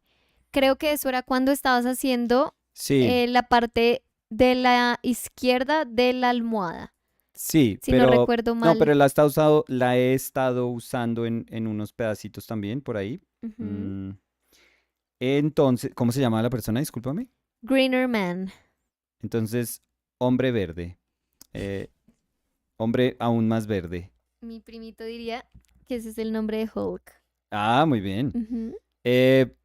No, yo no la uso, digamos, en la manera como tradicionalmente la gente usa la espátula, que es más como para aplicar pintura, sino que la uso es para generar como bordes más irregulares. O sea, por bordes me refiero como a encuentros de una masa de pintura con otra un poquitico más irregulares. Entonces, cuando siento que es muy, digamos que ese encuentro me hace como un contraste que no quiero, o que es muy limpio, como que es algo muy agudo, lo raspo un poquitico y empiezo, pues bueno, o sea, no es simplemente levantar pintura, porque sí estoy moviendo pintura también. Pero no sé, es una de esas herramientas que uso más como instintivamente, pero el objetivo siempre es ese. Sé qué es lo que necesito cuando la estoy utilizando. Entonces, o es volver un borde muy irregular, o digamos que esta sí es la manera más tradicional, que sería buscar que haya un borde súper, súper limpio. Si como que muevo la espátula y la dejo, freno, digamos, si quiero algo como un poquitico más limpio ahí, si la freno en ese pedacitico, en ese bordecito, antes de llegar a ese tono, entonces me da ese bordecito un poquitico más limpio. Entonces todo pues yo me gozo muchísimo lo que son los bordes, particularmente por eso es que digamos que pienso que esa es como una de las eh, facultades de pintar algo atmosférico, o de las cosas que uno se puede gozar cuando uno está pintando algo atmosférico, son los encuentros de las masas. Entonces, yo me gozo muchísimo como buscando cuál es la mejor manera como se pueden em, intersectar dos masas de pintura. Me gusta muchísimo hacer como ese ejercicio. Chapulín Colorado dice, ¿has usado espátulas con esponja para hacer dibujos en pastel o en charcoal? El pastel y el No. charcoal en polvo. No, yo he visto, me acuerdo que alguna vez vi, creo que la primera persona que vi hacer eso fue a David Kazan, Ujú. y el otro día vi a Steven Bauman hacerlo. Y se ¿Sí? ve súper chévere. Se debe sentir, o sea, Es como hacer un blocking con un pincel, sí, casi. interesante, interesante. Hablando de eso, tengo que estrenar mis pasteles. Sí, los lápices. Sí, Sí, porque si sí, no me sí, los voy a sí. robar y yo... No, todos tuyos si quieres, tú sabes. Yo igual espero entonces si los coges que compres otros para No, mí. obvio no. Mentira, estoy molestando, obviamente los puedes usar cuando Obvio quieras. no. No, Cacaíto, 45 minutos después, cuando ya vienen con mi domicilio para acá, dice limonada de hierbabuena, Dani. Sí. No, Gracias, ya me la acabé. Cacaíto. Gracias, ya me Ya acabé el jugo de mandarina. pedí jugo de mandarina. A la próxima pido limonada de hierbabuena. Y dice, jajaja, sí, no, Cacaíto. Y Está tan lenta como esas lo pedí a contraseñas Giaco. llegándole, sí. Sí, Cacaíto dice, perdón. Tom Thumb Yeah. was saying, just going for my usual pre-match walk to get rid of the nerves. Take care, guys. See you tomorrow. Oh, Yes, good see you job. Yeah. tomorrow. We'll Go be Reds.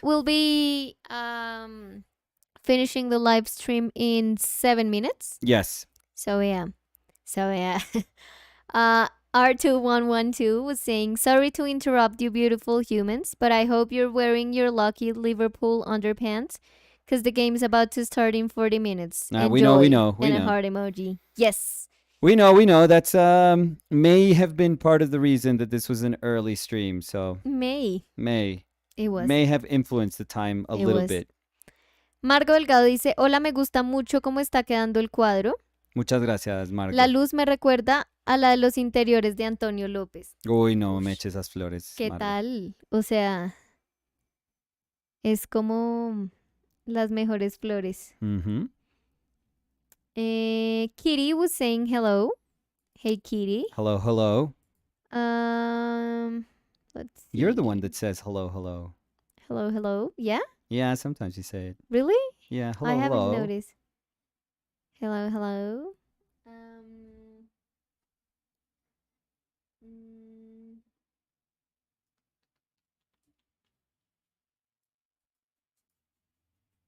James Conley was saying, I see the thread binding of the books you're painting in through the middle of the painting.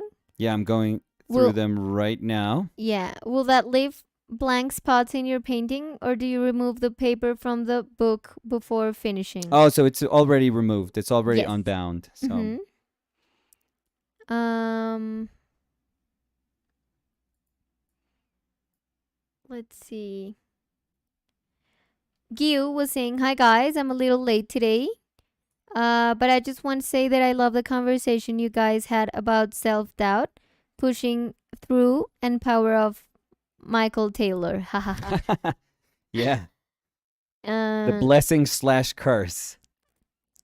So let's see. So Sola Priest was saying, what? Because I don't know the context of the comment. Because they were saying like Kokoschka and his Alma doll, LOL. But I don't remember. I'm trying to think what. Yeah, me neither. I Mm, like Kokoschka. I don't know if I can reference him that well. If it's something super specific. Could you look for that? Because I would love to know what that throws. Yeah. If you put those two. Kokoschka Alma doll. Yeah.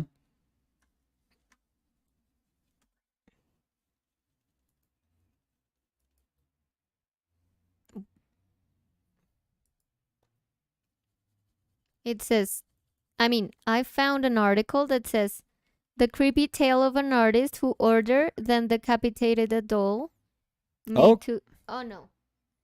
Okay, this is getting. Well, yeah, this is because Are they talking about what Tom Thumb was gonna do? Tom? Yeah, he's getting pretty dark and weird. I'd be worried. It's a weird birthday too.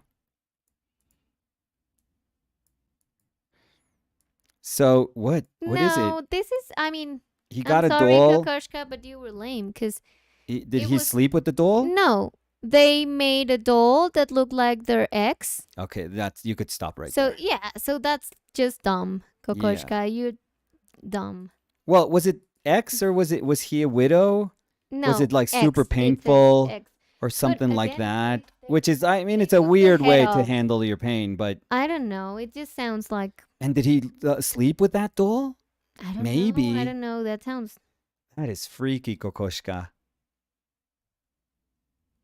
Mm, I'm gonna read about this though. It sounds fascinating.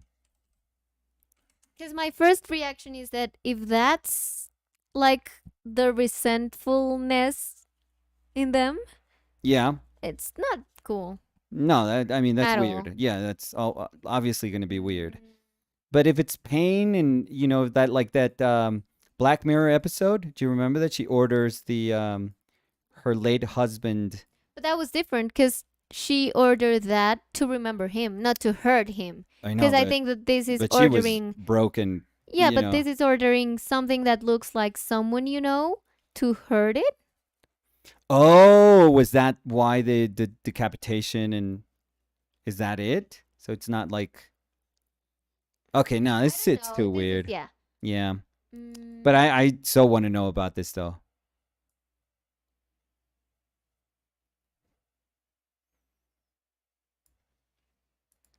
uh,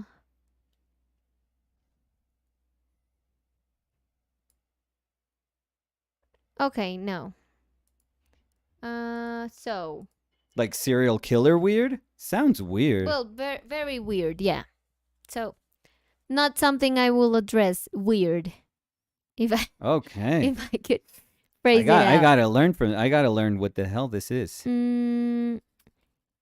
Eric Arthur Lucoth Mm-hmm. dice, hola, hace poco que sigo su canal, muy enriquecedora la interacción de los en vivo, las conversaciones, los pensamientos y la participación de todos los espectadores, muy bonita comunidad.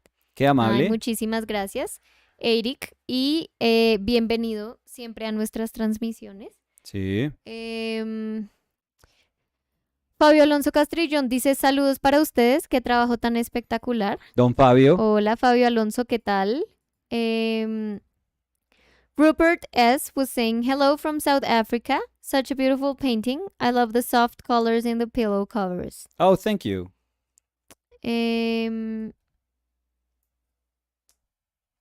Listo, son las 1:30. Okay, leer so So, Chapulín Colorado bueno, Last sí, comment. para terminar. dice, tuve oportunidad de ir al juego de Real Madrid contra el Juventus, aquí en Juve. Pasadena, con 93,000 Ah, almas en sí, el sí, estadio. sí. Nunca había presenciado tanta gente para un partido amistoso. Claro, pues es que, a ver, dos de los clubes más grandes del mundo. No, qué bonito. Yo vi, y aunque fue un partido pésimo, creo, pues yo también hubiera ido feliz. O sea, 100% hubiera ido a ese partido. Yeah. So, So I think we're good. I think we are. I think Yeah. we're good. We're not going to extend it too much. Yeah.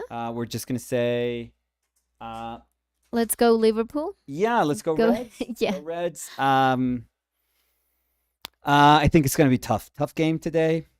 It was. We'll discuss it tomorrow. Yes, yes. And let's try to. I was going to make parallels between potentially what this game is going to be about and this particular painting, with the hopes of me saying that I overcame my frustration to try and deal with this painting in the same way Liverpool is going to. Don't and I'm curse going it. to stop myself Don't edit. now Yeah, don't because curse it's it. ridiculous to Don't try to condition it. construct any sort of relationship between me and like the biggest club in the world. So So uh, Winnie was saying go Reds. yes, that's amazing.